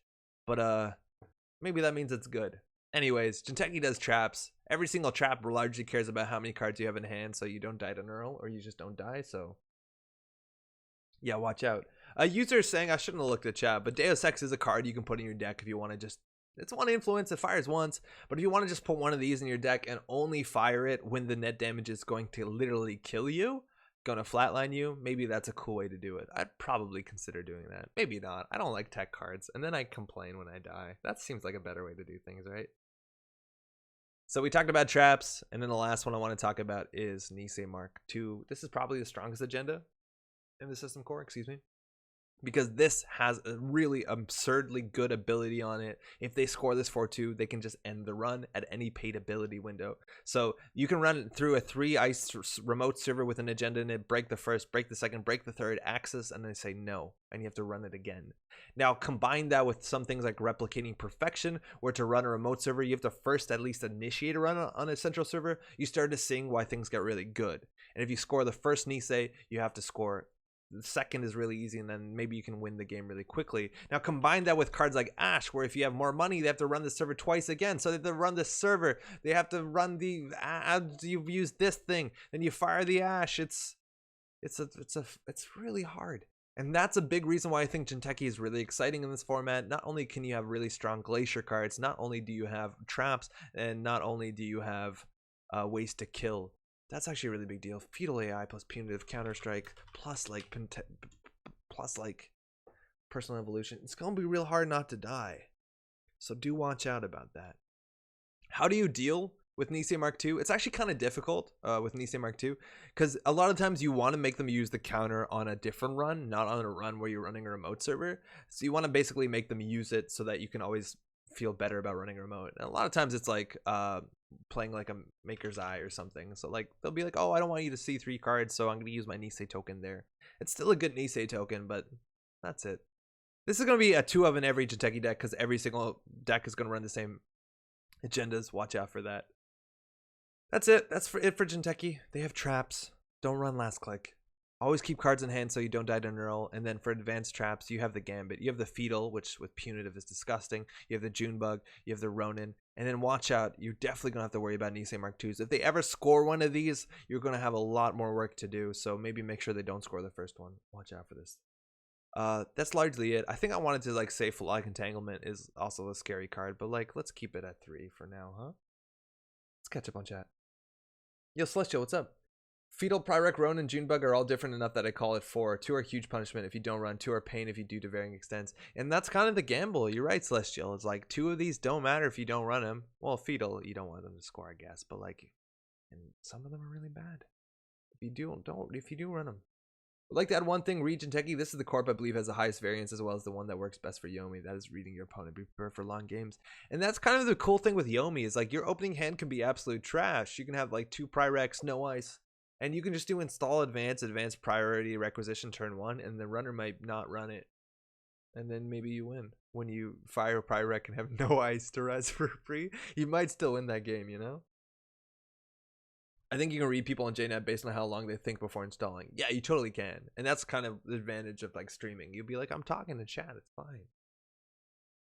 I'm terrible at poker, really bluffing, but not bad at side games online for some reason. Hey, side games are fun though. What's your opinion on the Tsurugi system core meta? I feel like it's very taxing, but has interesting decisions attached to it. Tsurugi is a really good piece of ice. So there's a whole conversation about how to play replicating perfection optimally. The idea is that you want things on the outermost of central servers that are taxing, not just end the runs, like annoying subroutines. I think this is a very good card. The best killer in the system core still breaks this for 3 to 4 credits, and that's pretty good for a sentry. A lot of times other sentries like Neural Katana that seem pretty good get broken for like 1 credit, just because you know, Mimic is everywhere. That sentry breaker, the killer. Archer is also really good. Tsurugi is really good. I think this card is good. About this like this supposed decision, I don't think it's a really decision a lot of the time. End the run unless the corp pays a credit. If you want to end the run, you can end the run, but like this is not something you can face check. Be like, oh, let's see if they spend a money. Ha, I got them. Let's see if they spend a money. I got them, because 3 net damage is a lot, and they choose this after you choose whether or not to break it. So you say like, I'm not gonna break any subroutines, then they decide. So the corp actually has an advantage. It's not like they pay a credit and then you'd be like, okay, I'm gonna break it now. So watch out for that. Only Jinteki PE can put 2 medical breakthroughs and a snare, face down turn 1, and win the game off a hand with 8 agenda points. Yeah, they can do it. Oh. Yeah, they'll hit you for 3 every time, VK. Yeah, they probably will. Yeah, you don't face check into free damage into Jinteki. It's also like a small thing worth saying. I don't know if the games are going to come to it, but like, there's a small chance you'll take too much. I just don't think it'll happen in Substance Core, but generally when you're playing against Jinteki net damage decks, you want to install as few cards as possible because your cards represent hit points. And if you get to the end of your deck, you're going to die. I was under the impression that I could see if they paid one or Marcus, that's something that I think a lot of people have messed up. How Netrunner works is you choose what subroutines to break, and then after you've broken them, all of them fire that you haven't broken. So then that's when the corp gets a choice. So it's not as interesting as it looks, as much as it is. Sometimes you spend another like 2-3 credits. I don't know. I've never seen really corp pay credit on that unless they're like really jamming something. Like maybe in the early game you're jamming an Issei. Yeah, that makes sense. All right, making news. Let's go. Oh, we're almost at the corp. How long has this been? NBN is weird. NBN is pretty weird. They have some really strong cards. I'm not like that sold on NBN in the system core. NBN in the old like core sets had like a lot more, I think, impactful cards. I don't know if we have them here so much, but let's start with C-Source because this is going to be an incredibly impactful card in just about every deck. That's kind of the issue here, is that there's these really strong cards like Ash and C-Source and that are only 2 influence, and you have to play around them, and Punitive, and you have to play around them in basically any archetype, just because there's not that many cool options to spend influence in a limited format. C-Source, like every other good card, is a 2 of, and if you made a successful run, it's a trace 3, successful, give the runner a tag. And there's not that many ways to interact with a tag, but the most important is that if the runner ran last turn, you can do C-Source, succeed it, and then go ahead and trash Caddy Jones. It's a really big deal. Caddy Jones you're going to see in a lot of decks. There's a lot of counterplay to Caddy Jones. C-Source is a very common one. So it's kind of really scary to run a lot of really strong resources. Professional context. There's like a lot of big stuff to do if you give the runner a tag and you can trash things. How do you play against C-Source? Well, you cannot run, but if you don't run, you lose the game called Netrunner. So a lot of times the only answer is to keep your money up. The other option with C-Source is don't get too greedy on Caddy. And a lot of the counterplay we're going to see against a lot of the cards that are going to come up, because a lot of the strong cards that have these like cool ripostes and counterplays, is don't get greedy on Caddy. If there's 12 credits on Caddy and you're running, it's real scary unless the corp has like no money and you still have money not on Caddy. Just watch out. There's so many ways Caddy dies, and back in old Netrunner, this was a common card, but in very few decks, they're gonna murder her. Don't let that happen. So keep your money up. C-Source is gonna be everywhere. Now the other good combo with C-Source is closed accounts. This is another 2 of, and this is a good combo. The beautiful turn is C-Source into closed accounts into trash key resource. That's ideal. Now we're talking about a 2-card combo that requires a credit differential, but C-Source to closed accounts I think is actually really meaningful because if the runner has no money, it's very hard to make money from 0 money. Cards like Sure Gamble cost 5. Most other things cost at least 2 credits to make money. So if they close your accounts, it gives the corp a really good time to jam into a remote server. How do you play against closed accounts? It's actually very difficult, but largely it involves like having something on the table that has money on it, like Armitage or Liberated accounts, and don't take all the money off of it. So say for instance I have a Liberated installed with 4 credits on it, I have an Armitage with like 8 credits on it, and the corp does C-Source closed accounts. They can trash one of these, but they can't trash both of them. And that's actually really cool. Having an Armitage sticking around with like only just 4 credits on it, the corp will probably never trash that unless they're way ahead of you. And in that case, it's probably really bad anyways. But maybe just keep something around so that if the corp wants to really destroy all your money, they're going to have to spend the whole turn doing it. I like that a lot. And you see that a lot in competitive play against NBN, where it's like, okay, I'm going to keep a Liberated around with 4 credits on it. So if I do lose all my money, I can recover at least somewhat quickly, or they have to deal with it. That's the best you got. But do remember, C-Source is a 2 of, closed accounts is a 2 of, so you can't play the whole game being scared of it.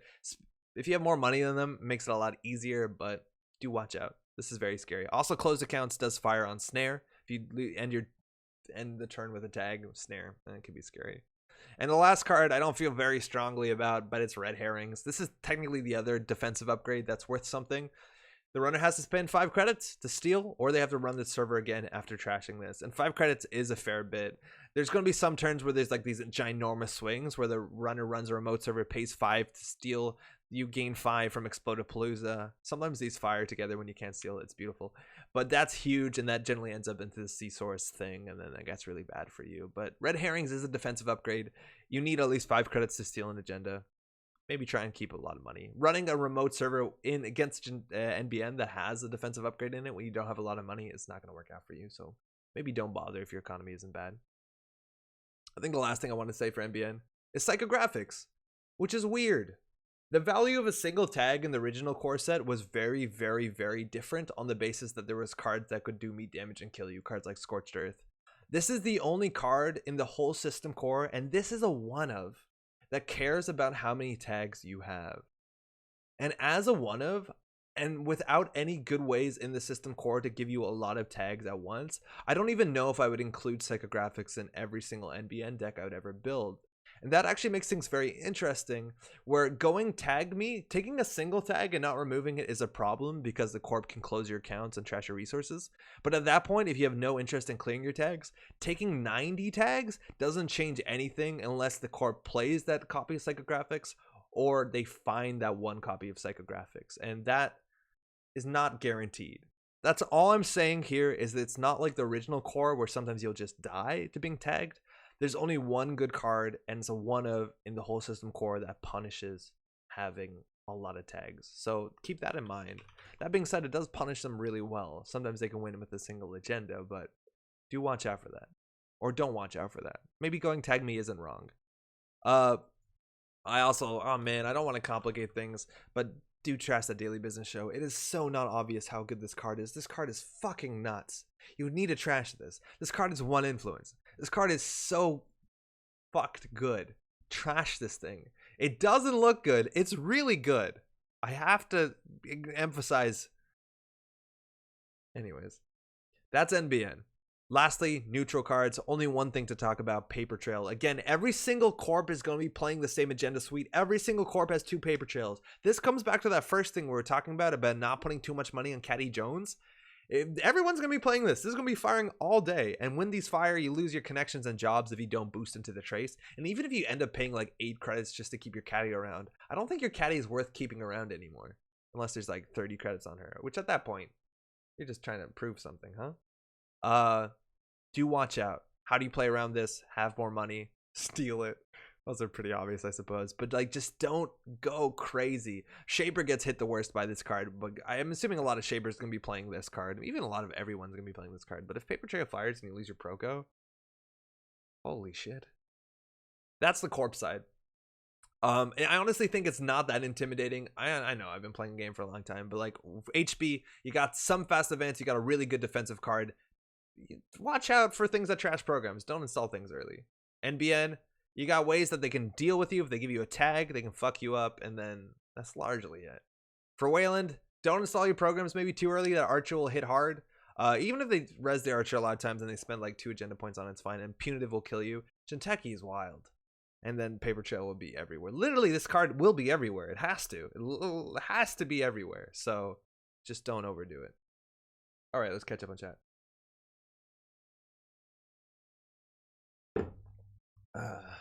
So let's go to Jinteki SC because people are getting their Sentries Breakers out to counter Neural. Also, mind talking about marked accounts and how to play optimally. Yeah, okay, so marked accounts is a really... Oh, marked accounts, not reversed accounts. How to play against this optimally? If you have a lot of money and don't have anything to do with it, trash it. That's it. Don't trash it, they don't put credits on it, but like... There's not much to say with this thing. It is slow as shit on clicks. It is like a pad campaign. It's the same way I would talk about pad campaign. Like it's not very obvious how good pad campaign is, but like if they have 2 of these up, that's 2 credits a turn. That's a lot. That's a lot of money. So if you have the time, like if they're not threatening to jam something in the remote, if you have excess money, there's other ways to do it. Like you can add scrubbers to your deck, imps, like other cards that help you trash things. This is definitely worth trashing. Economy in system core is not very good. So if you can keep the corp down, they have very few options. We played a system core deck last week where we were playing against a Weyland deck that had like 30 credits by turn 3, and then they installed 3 pad campaigns. At that point, we're like, No, I'm not trashing these pad campaigns. You have way too much money for it to matter. And for what it didn't matter, they had like 60 credits and they had no way to use it well. So watch out for that. But when it comes to marked accounts, it's very similar to pad campaign. If somehow you have 35 credits and have no way to deal with it, trash it. But a lot of the times it's just like, whatever. I don't know. Scrubber and Imp make this a lot easier. I think it might be worth mentioning, do new players that have Data Raven ever gets a power counter, you probably lose the game. Yeah, I was considering Data Raven. Data Raven's like a cool card. This trace is really scary because it gives a power counter that gives a runner a tag. And at that point, like, all your resources are fucked. If they ever draw closed accounts, you're fucked. You can never let this trace fire. Well, you can. You just always have to be able to beat it consistently. This ice is really, really strong. I think you'll see this ice in most decks. This is a 2-influence, really good ice. There's no good way to deal with this inside the system core besides Femme Fatale, which costs 9 credits. So tags are much less of a big deal in SC. They're technically you just have to find the caddy money. Yeah, that's the thing. Exactly. I agree with you. It's like tags are not that big of a deal. It means that you can't play caddy or professional context or Aesop's pawn shop. Like, it does close off a lot of like pretty strong econ engines, but like you'll probably be fine. You're not gonna die, which is the most important thing, because in old system courts it means you die. How to play it optimally? What card are you talking about, Mark? Like, do you always load it up? It seems like a slower, worse pad campaign. Oh yeah, you always load it up. The best thing I think you can do with the marked accounts, is get this in a remote server. I don't know whether or not you ice it. It depends on the matchup. We'll get to that in a second. If they run it, fine. They just spend a click to find out what it is. You generally won't trash this for 5 unless their econ is nuts. And then just spend a click to load it. Don't overload this. Like, what I would do is I would load this. Okay, think about this. This is Easy Mark. Easy Mark is a click for 3 credits. Okay, it is, or like, I guess Beanstalk Royalties is a more apt comparison, but they're just the same card. So think about it like this. If you have a turn that you have an extra click that you would have clicked for credits, it's sometimes better just to click this. It's like clicking for 3 credits. Sure, it pays off slower. Sure, they can trash it, but that's basically it. I would only hit this if it didn't have money on it. If there's 1 credit on it, maybe I'd consider it, but I'd only hit it if it doesn't have money on it. If I was going to click for credit anyways, unless I immediately needed the credit next turn. No, at that point you still do it. That's largely it. That's the way I would see it. I would not like reses and click it 3 times. You're just putting like a huge red mark on it. And if it has no money on it, and like if it has no money on it and I have a really important turn, I'm not going to change my turn just to put money on this, because it's like clicking for a credit for the next turn. If you do the following turn, you just lost out 1 click at the one. It's exactly like clicking for credit. So yeah, I wouldn't worry about that. Awesome crash course. David, thank you. Glad you like it. That's only halfway. We still got a runners. At least there's only 3 runners though. And they're actually, I think, very interesting. Playing around runners, I think, is a lot easier. There's a lot less things like C-Source. There's like cool ways to do things. Okay. Give me 1 second to catch my breath and we'll get back in it. Oh, Poppy, how's it going? Welcome. It's been a bit. How you doing? Hope you're having a happy Thursday. I'm struggling to come up with 3 for NBN, like reverse Tollbooth Raven. That's the thing, is like, okay, so in other factions, there are really strong cards. Tollbooth is a really strong card, but it's not a card worth playing around. It's worth playing around in the way of being like, oh, if I run that remote. But like for a newer player, if they res Tollbooth, there's no like other thing to it. It's not like a card they play from hand that's going to get you. So like, I don't care to talk about these that much. Tollbooth is a good piece of ice. It's always taxing. If you can femme fatale it, it's good, like all other good ice, but like this is not something worth playing around. A lot of times if they resonate cost ice in system core, it's like, okay, that's probably fine for the runner too. The other one I was considering also is reversed accounts, but like this is a 1-of, and like fuck if I'm gonna play around 1-ofs in the system core. This card's really strong, but like I'm not gonna play around 1-ofs. It's just way too high a variance. Jacob, how's it going, hipster NBN? Welcome. Tomorrow Tollbooth is going to be in every Glacier deck. Oh yeah, sure. But like, you can't play around it any more than any other ice. Like, I'd rather worry about Ash than Tollbooth. Does Tollbooth fire encounter before Fem? Nope. So the question is, Tollbooth has an on encounter, the runner loses 3 credits. Let's just open another one. And you have Femme Fatale. So how it works in Netrunner. Okay, so Femme Fatale says when you encounter that ice, you may pay a credit to bypass it. And this says when you encounter it, the runner loses 3 credits. So if you have 2 things that fire on the same trigger, whoever's active turn it is gets to choose the order. So there's 2 competing things, a corp trigger and the runner trigger. It's generally the runner's turn when the runner is running, 95% of the time. And so the runner will probably say, I'm going to bypass it. And then they bypass it, and then this jumps over this. Yeah. There's a lot of documentation on it. Also, real cool pocket trick. This will impress your friends. If you encounter Toll Booth and say you have like 3 credits exactly, and this wants to make you lose 3 credits, and say you have like a Gordian Blade installed or anything that lets you spend credits to boost it, just boost the strength on the Gordian Blade. It doesn't even have to be a code gate breaker. Like, it can be any breaker that you have installed, so that you only have 2 credits, and then Toll Booth cannot make you lose 2 credits. It's only 3 if able, so you just spend a credit to save 2 credits. And then you all high-five each other. People can play an offer you can't refuse a whole 5% of the time. I would like to proudly say that my store championship winning deck list ran 2 offers you can't refuse, and I think that card is really good. I honestly think it's super underrated. If I play Making News, will my mustache ability improve? It's likely. If you're going for the hipster angle, I think this guy's like side part is pretty in style. But I honestly think Making News is fine. There's enough traces, right? Wait, so you run an offer you can't refuse, and a runner must run on Toll Booth server in which they have Toll Booth them. They must pay the credits for the counter. Exactly. Yes. The corpse abilities will fire first. There's also weird things like if you femme fatale. We know what femme looks like, right? But say you femme fatale Komai Inu, it's the same thing. If you do it on the corpse turn, this fires first, and then it'll have like 6 subroutines or 5 subroutines, whatever. Hunter's really, really good at early draw Making News. Yeah, there's actually like a lot of really good. Making News is by no means bad in system core. Like Punitive Counterstrike gets value. Paper Trail, Paper Tripping, whatever that one's actually called, gets value. Hunter's like a Fine Ice. Flare, Caduceus. Like, it's pretty good. I thought Fem invalidated on encounter effects. It does. Just like if someone plays an offer you can't refuse. So if that happens, yeah, it's cool. Technically, it's not a choice. It's always the current player first. Yes, it's always the current player first, 100%. This came up on Facebook. It's always the current player first has to do their abilities. And the only choice comes down to if you have multiple of your own abilities. So like we saw in our turn, it was like, do you want to gain 3 credits from that agenda, or do you want to fire your sports metal ability first? Those are 2 competing triggers, and because it's our turn, we get to choose the order of them.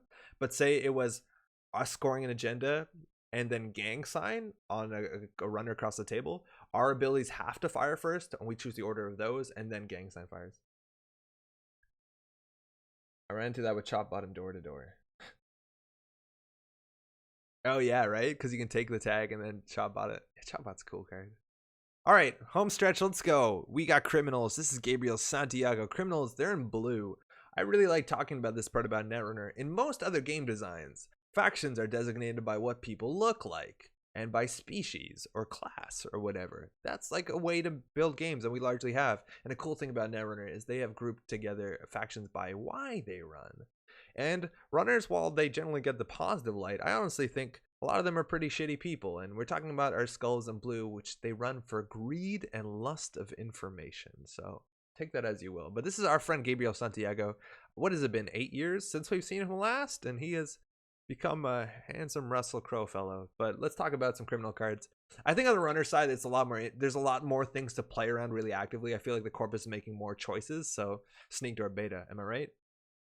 I think almost all criminal decks are going to run Sneak Door Beta for 3 influence and 2 MU. It might be a bit harder out of faction, but in faction, specifically against a Gabriel Santiago, there's 2 of these in there. There's 2, even with Leela, there's definitely 2 of them in there, right? So how do you play around that? Just ice up archives, put something good on archives.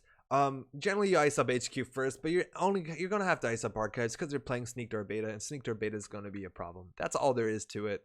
HQ, they're going to force you to res ice on HQ, then they're going to go archives. Nothing to it. Play around Sneak Door Beta. Get ready for this. There's so many times you probably watch the channel and be like, okay, cool, we're going to get wrecked by Sneak Door Beta. Next turn they install Sneak Door Beta and they go in. All right, very simple. Next, Bank Job. This one I see people misplaying around, and I don't even think arguably misplaying. I think arguably misplaying is something that I'd say more confidently, but against Bank Job, I think you're straight up misplaying it. Just as like Sneak Door is a 2 of, Bank Job is a 2 of, every criminal will be playing 2 of this. This is a really strong money making card.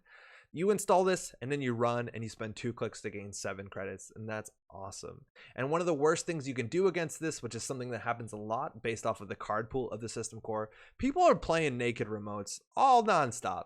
Like, so often people play, this is a pad campaign, it's in a remote server, that's it, I'm not icing it up, and then the criminal turn 1 installs bank job, runs it, let alone like dirty laundries it. Don't do that against criminals. And this card might even see play in like Aesop Pawn Shop Shaper decks, because you can like leave a credit on it and pawn it. Let's not complicate things.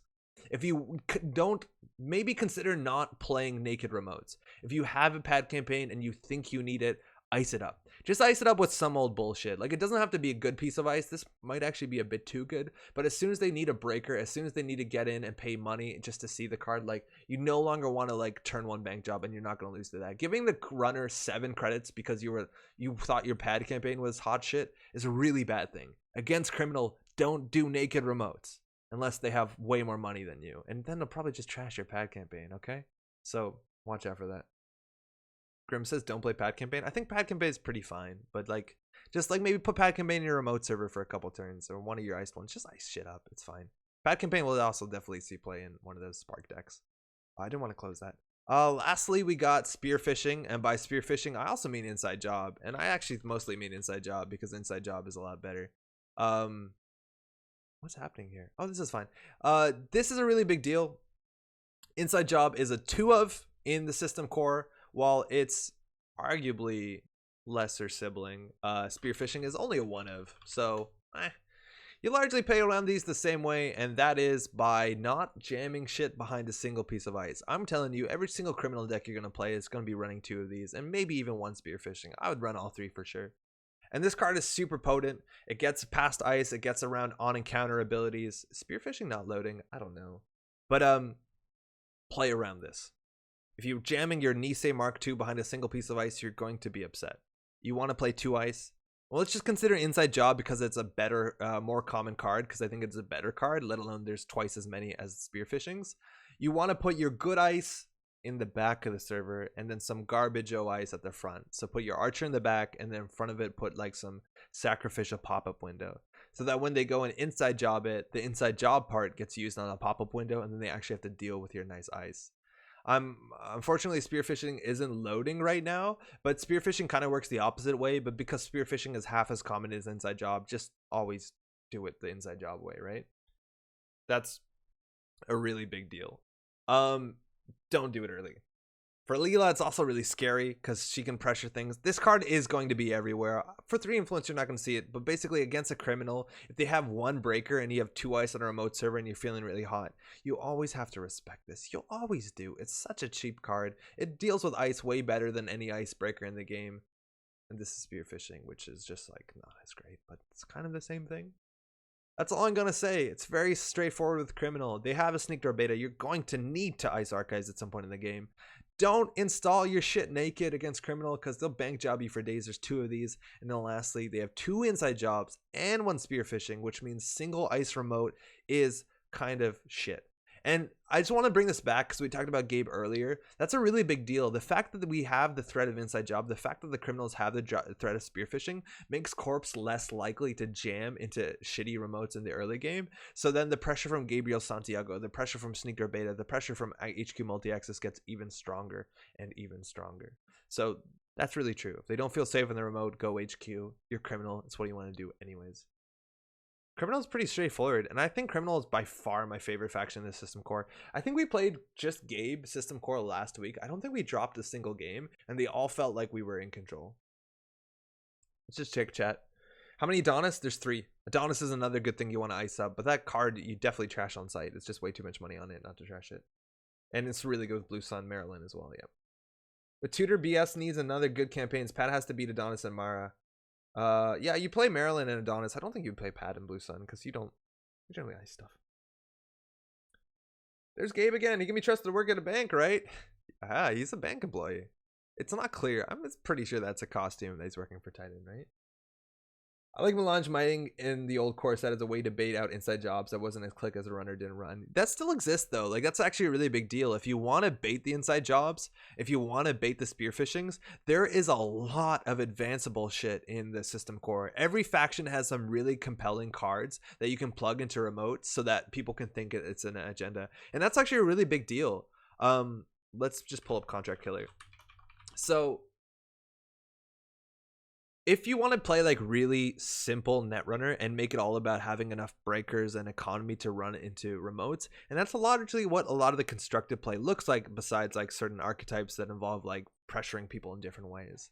But the value of advanceable traps, especially, I love cards like this that are good if the runner doesn't run them. That's why I don't love Project Junebug. With Project Junebug, if the runner doesn't run them, they're just kind of meh. But this, if the runner doesn't run them, it's really good for you regardless, and that's awesome. So playing more advanceable traps, more advanceable cards is probably a pretty good way to deal with the threat of like inside job and spearfishing. Also, there's no recursion. It's not going to be like same old thing inside job, same old thing spearfishing. So once you get all three of them, you're good. You're good. Bounce fail traps back. You can do it. Show that res the Junebug, show them. Res the snare is actually probably a bit better. But the problem with that is it's you can't spend your whole turn in 2 advancements. It's way too expensive. You don't really need too many assets in BS. Yeah, you just, I think you want the campaigns because they're good. I use Maryland and Blue Sun because of influence and the reluctance to trash it versus Adonis. I think you definitely trash it. Yeah. Anywho, that's Criminal. It's pretty straightforward. And the same way that Criminal threatens HQ, our friends in Green threaten R&D. This is Chaos Theory. Wow, what an exciting identity. I'm not identity shaming, I just don't care. And they have R&D pressure, and you have to watch out for this. I think this is actually the card that I wanted to first talk about. This is R&D interface. This is the first card I think we're talking about that's incredibly good, that's only a 1 of. And I'm pretty sure most decks are going to be playing a single R&D interface. Sometimes the choices between a single R&D interface and then like 2 Maker's Eyes or something like that. I mean, out of faction. But this card's a really big deal. 4 credits is expensive, but once you get this down, it doubles the value of running R&D. There's a big idea in Netrunner called R&D lock. The idea is that if you can see the top card of every single top card of R&D, say you run it, you see 2 cards, the corp mandatory draws, they draw once, and then they click for 2 credits for some reason, they will never be able to win the game unless you die to snare or something, because they can never draw an agenda, and that's a really big deal. If you also want to always see the top card of R&D, while this costs 4 credits up front, if you can now run every second turn and see every card the corp is drawing. Again, if they don't spend their turn drawing, which they probably will. This card is really strong, and I think largely what it does represent is that if you're playing against a Shaper, they're going to be playing this, let alone they're definitely going to be playing Maker's Eye, which obviously also needs some attention. This is the R&D multi-axis card in this format. I think this is a 2 of. Yes. So basically, the same way that you play against Sneak Door Beta times 2 in terms of importance, Ice R&D. You're going to be playing against these cards in every Shaper deck. 100% Ice R&D. They're going to be pressuring R&D. Deal with it. Now, the second card I want to talk about is Tinkering, which is a card that I always lose to in limited formats. This card is wild. It's 4 influence, which is pretty crazy. How many Ronin? 1. No, 2. 2. Feeling good about 2. Yeah, all the good traps are 2 of. Besides Sundew, which is the problem, but whatever. Tinkering is nuts. It's kind of like Inside Job in some ways. The idea is a lot of times that like a player can just play 1 program, and you'd be like, okay, I'm gonna jam behind my barrier, and they just say Tinkering. Let's go. And Tinkering is cool. It lets you get through stuff that you normally can't get through. I think that's really potent. On top of that, sometimes you can just play it as like a mediocre economy card where there's like a sentry that's really expensive to break and you make it a code gate. Yeah, that's kind of cool. But do watch out for Tinkering. I think this is a 2 of, and every Shaper will, I think most Shapers will play this. It's pretty good, but just watch out. Shapers are probably a bit better breaking stuff than you recognize. So that brings us back to this kind of similar point. Cards like Maryland Campaign, cards like Advanceable Traps, having more things in your deck that you can jam into remote servers so people start using powerful cards just to be able to see what it is, especially if you start advancing it, is really valuable. So do value that, because I think Criminal and Shaper has some really strong pressure tools like this. The last thing I want to say, the only counterplay to Tinkering is that Tinkering can only be played on a rezzed card. Oh, no, that's not true. No, I'm thinking of Paintbrush. Ignore me. This is Notoriety. And it pains me to say this because notoriety is a one of, but for one influence, I think you actually might see this in a bunch of decks. It's a one of, so it's hard to play around. It requires you to run every central server, which can be expensive, but if you're on 6 points, you win, so it doesn't matter how much money you have. And this is something that we said before earlier. This came up when we talked about priority requisition. It's every deck per faction has to run the same agenda suite.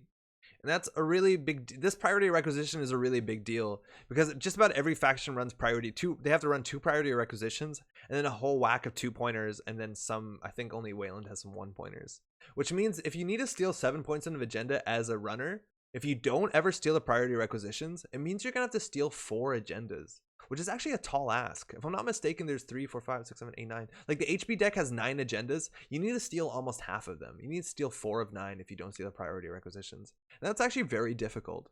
I think for that reason, notoriety has a bit more value than you might think in the format, because you can just steal 3 agendas. You can steal 3 2-pointers if you never see the priority requisition, and then just close the game on your terms. That's really cool. In any format where like stealing 2 Beals and then like a Exploded Palooza is like a common way the game will go, not having to steal that, find that like last one in, at that point it's probably 1 in 5 agendas left in the game if the corpus scored something. Having a single pocket notoriety for 1 influence is probably not bad. Your money doesn't matter if you win that turn. That's largely it for Shaper. They're going to be pressuring the shit out of R&D. Tinkering is kind of a cool card you got to watch out for. Yeah, this probably is going to do some work. And then Notoriety is something. It's a 1 of 2. It's not like you can play around this, but like, just watch out. If the runner's on 6 points and they're just clicking for credits, maybe you got to do something. If there's another card I wanted to shout out, I actually think Kit Peddler is... It's not a contest. She's way more interesting in Chaos Theory, but this card requires a lot of very interesting play to play around. That's probably would be worth its own, like, almost entirely its own video, let alone its own 10 minutes. But this is probably the most interesting ID in the whole box. I hope the Real does really well this weekend. Let's catch up on chat real quick. Tinker has gotten my 2 ice remotes an embarrassing amount of time. I feel you. That always keeps happening to me. I'm like, Shaper. Oh, yeah, okay. Good luck. And then they just like Tinker Crowder my shit. I'm like, what the fuck? Memories of Revised Core, Tinkering Test Run, Femme Fatale to break a 2 ice server. That shit's gonna happen. That stuff's gonna really happen. It's also really worth knowing. This is a really strong card in Criminal. They have Special Order. I think this was gonna come up when we talk about Anarch. But there's not a lot of tutoring. When most people think about Shaper, they think of self-modifying code, the ability to find programs from your deck at will, admittedly at cost. But that doesn't exist in the System Core. So this is the only tutor for cards in your deck besides Test Run, which is like a bit more janky, not janky, but like clumsy. So yeah, it's weird. I think in this format, criminals represent reliability, which is like buck wild in my head. Anarchs kind of get a short stick. Hostage, yeah, Hostage is cool. I don't think you play around Hostage. Hostage is not a card worth playing around of. It tutors things, but I'm talking about like tutoring icebreakers to be able to like, oh, a single iced remote. But don't jam in the single ice remote against criminal. We talked about that, didn't we?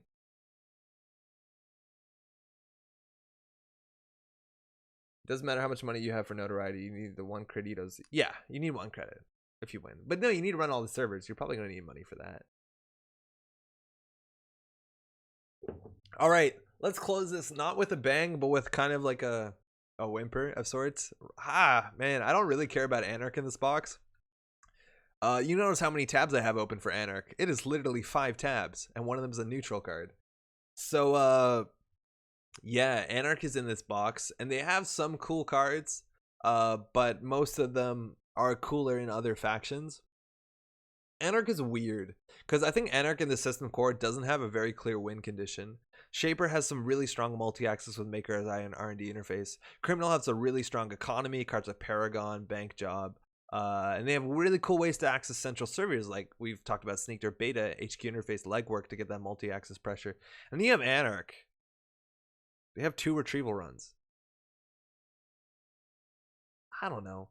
I feel like Anarch is probably the faction of which I splash the most cards, but probably the faction I'm least excited to play. I also think Quetzal is really just kind of boring, but whatever. I think the first card we definitely have to talk about is Data Sucker, and there's honestly not too much to talk about this card. It's 1 influence, it's 1 credit. This wasn't very apparent to me, but this card is so incredibly good. If I wanted to run R&D on my turn and I installed Data Sucker, you not only run R&D and see a card, but you get this virus counter. This virus counter to a lot of breakers represents an extra credit you save. So, like, I don't know, maybe if you don't play Netrunner, imagine playing any other board game or something with some sort of like value-driven systems, and it says as an action you can do that good thing that you wanted to do, but you can also do this other really good thing that was another action on your like core card, like click for a credit. It's really good. There's 2 Data Suckers in the whole core set. This will be in every aggressive deck. Criminals are being splashing this, no doubt.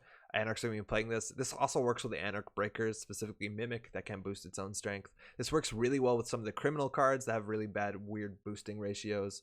But yeah, how do you play around Data Sucker? Data Sucker is going to be there. It gives you a good reason to ice all central servers. You don't want to leave a central server open where they can get value.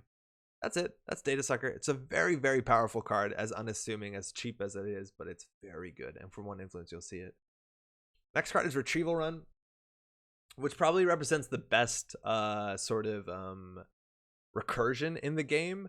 Retrieval Run gets better the more expensive cards you install, so I wouldn't be surprised if this is going to see a lot of play in decks with Femme Fatale. Femme Fatale is an incredibly strong breaker, but on the ability that it costs 9 makes it obviously untenable. If you manage to throw this out from hand, which Anarch has a lot of good ways to do it, you can run Archives and install that Femme for a low cost of 3 credits, and that's really good. Watch out for that. I think this is by far the most expensive breaker. I don't think you would end up like Retrieval running out your like, I don't know, like what's it called? Show of Force? No, that's not right. Force of Nature. To save 2 credits. It just kind of seems bad, kind of like a risk. Maybe you'll Retrieval run it when it gets destroyed by Archer, but like, cool. Grim Sleeper is saying ret run Atman. Yeah, that's an option. Atman is in the thing. You can ret run an Atman, so you can like reinstall this and put a different amount of counters on it. Atman's also really good with Data Sucker, so maybe that's cool to do all together. This is 3 influence though, and Anarch has no way to find programs that will. So good luck. That's largely it. How do you play around Retrieval Run? Just ice up Archives. If you can see that they're planning, if they've thrown out a Femme Fatale into their Archives without installing it, 100% means that the Anarch is going to Retrieval run it. So just put something in front of Archives.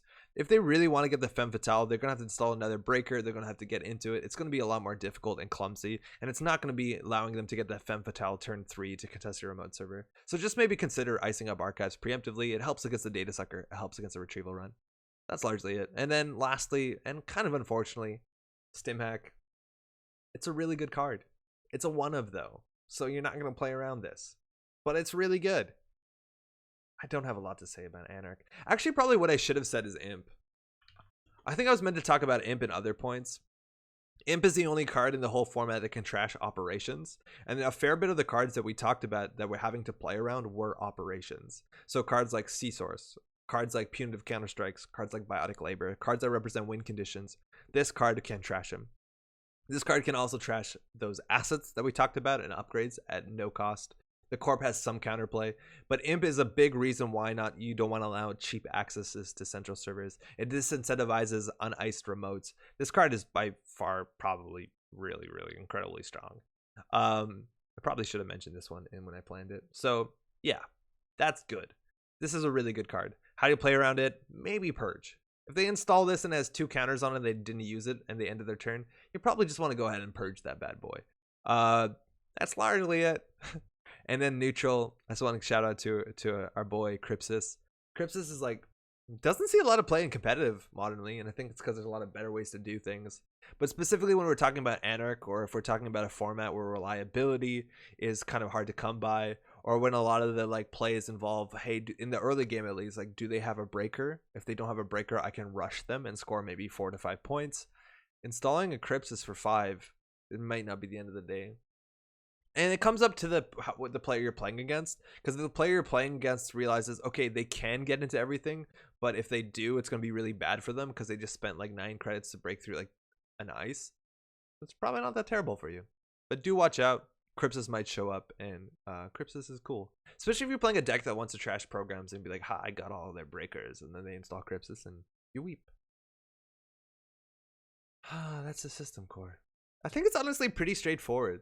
It's not a lot of cards. A lot of these cards are not things that you have to play around. It's just like, oh, Like, I'm not gonna play around Queen's Gambit, it's a 1-of. But like Cyber Feeder, you don't respect that. Just do whatever you want. Liberated accounts can't play around that. Xanadu, sort of play around it, not really. So like that actually makes it very easy for you to do your thing. And I'm pretty confident outside of the things that I talked about, if you respect all those things, like if you respect Inside Job, Bank Job, Sneak Door Beta when you're playing against a criminal, I think your win rate probably goes up like 20-25%. I'm not exaggerating. I also have no scientific basis for those numbers. But at least I'm not exaggerating. I just made them up. Like, that's a really big deal. Like, I think if you just respect 3 cards and we boil everything down to like 3 cards besides Jinteki, oh, holy shit. You'll be a lot better off. And good luck in this weekend's tournament. I hope you play in it. I hope you have fun, regardless of how you do. I hope you win it. But at the end of the day, only one person wins. But maybe just set your standard of what winning means to you, you know? Oh, let's catch up on chat. Admin at 5 strength is 8 to install, so you save 5.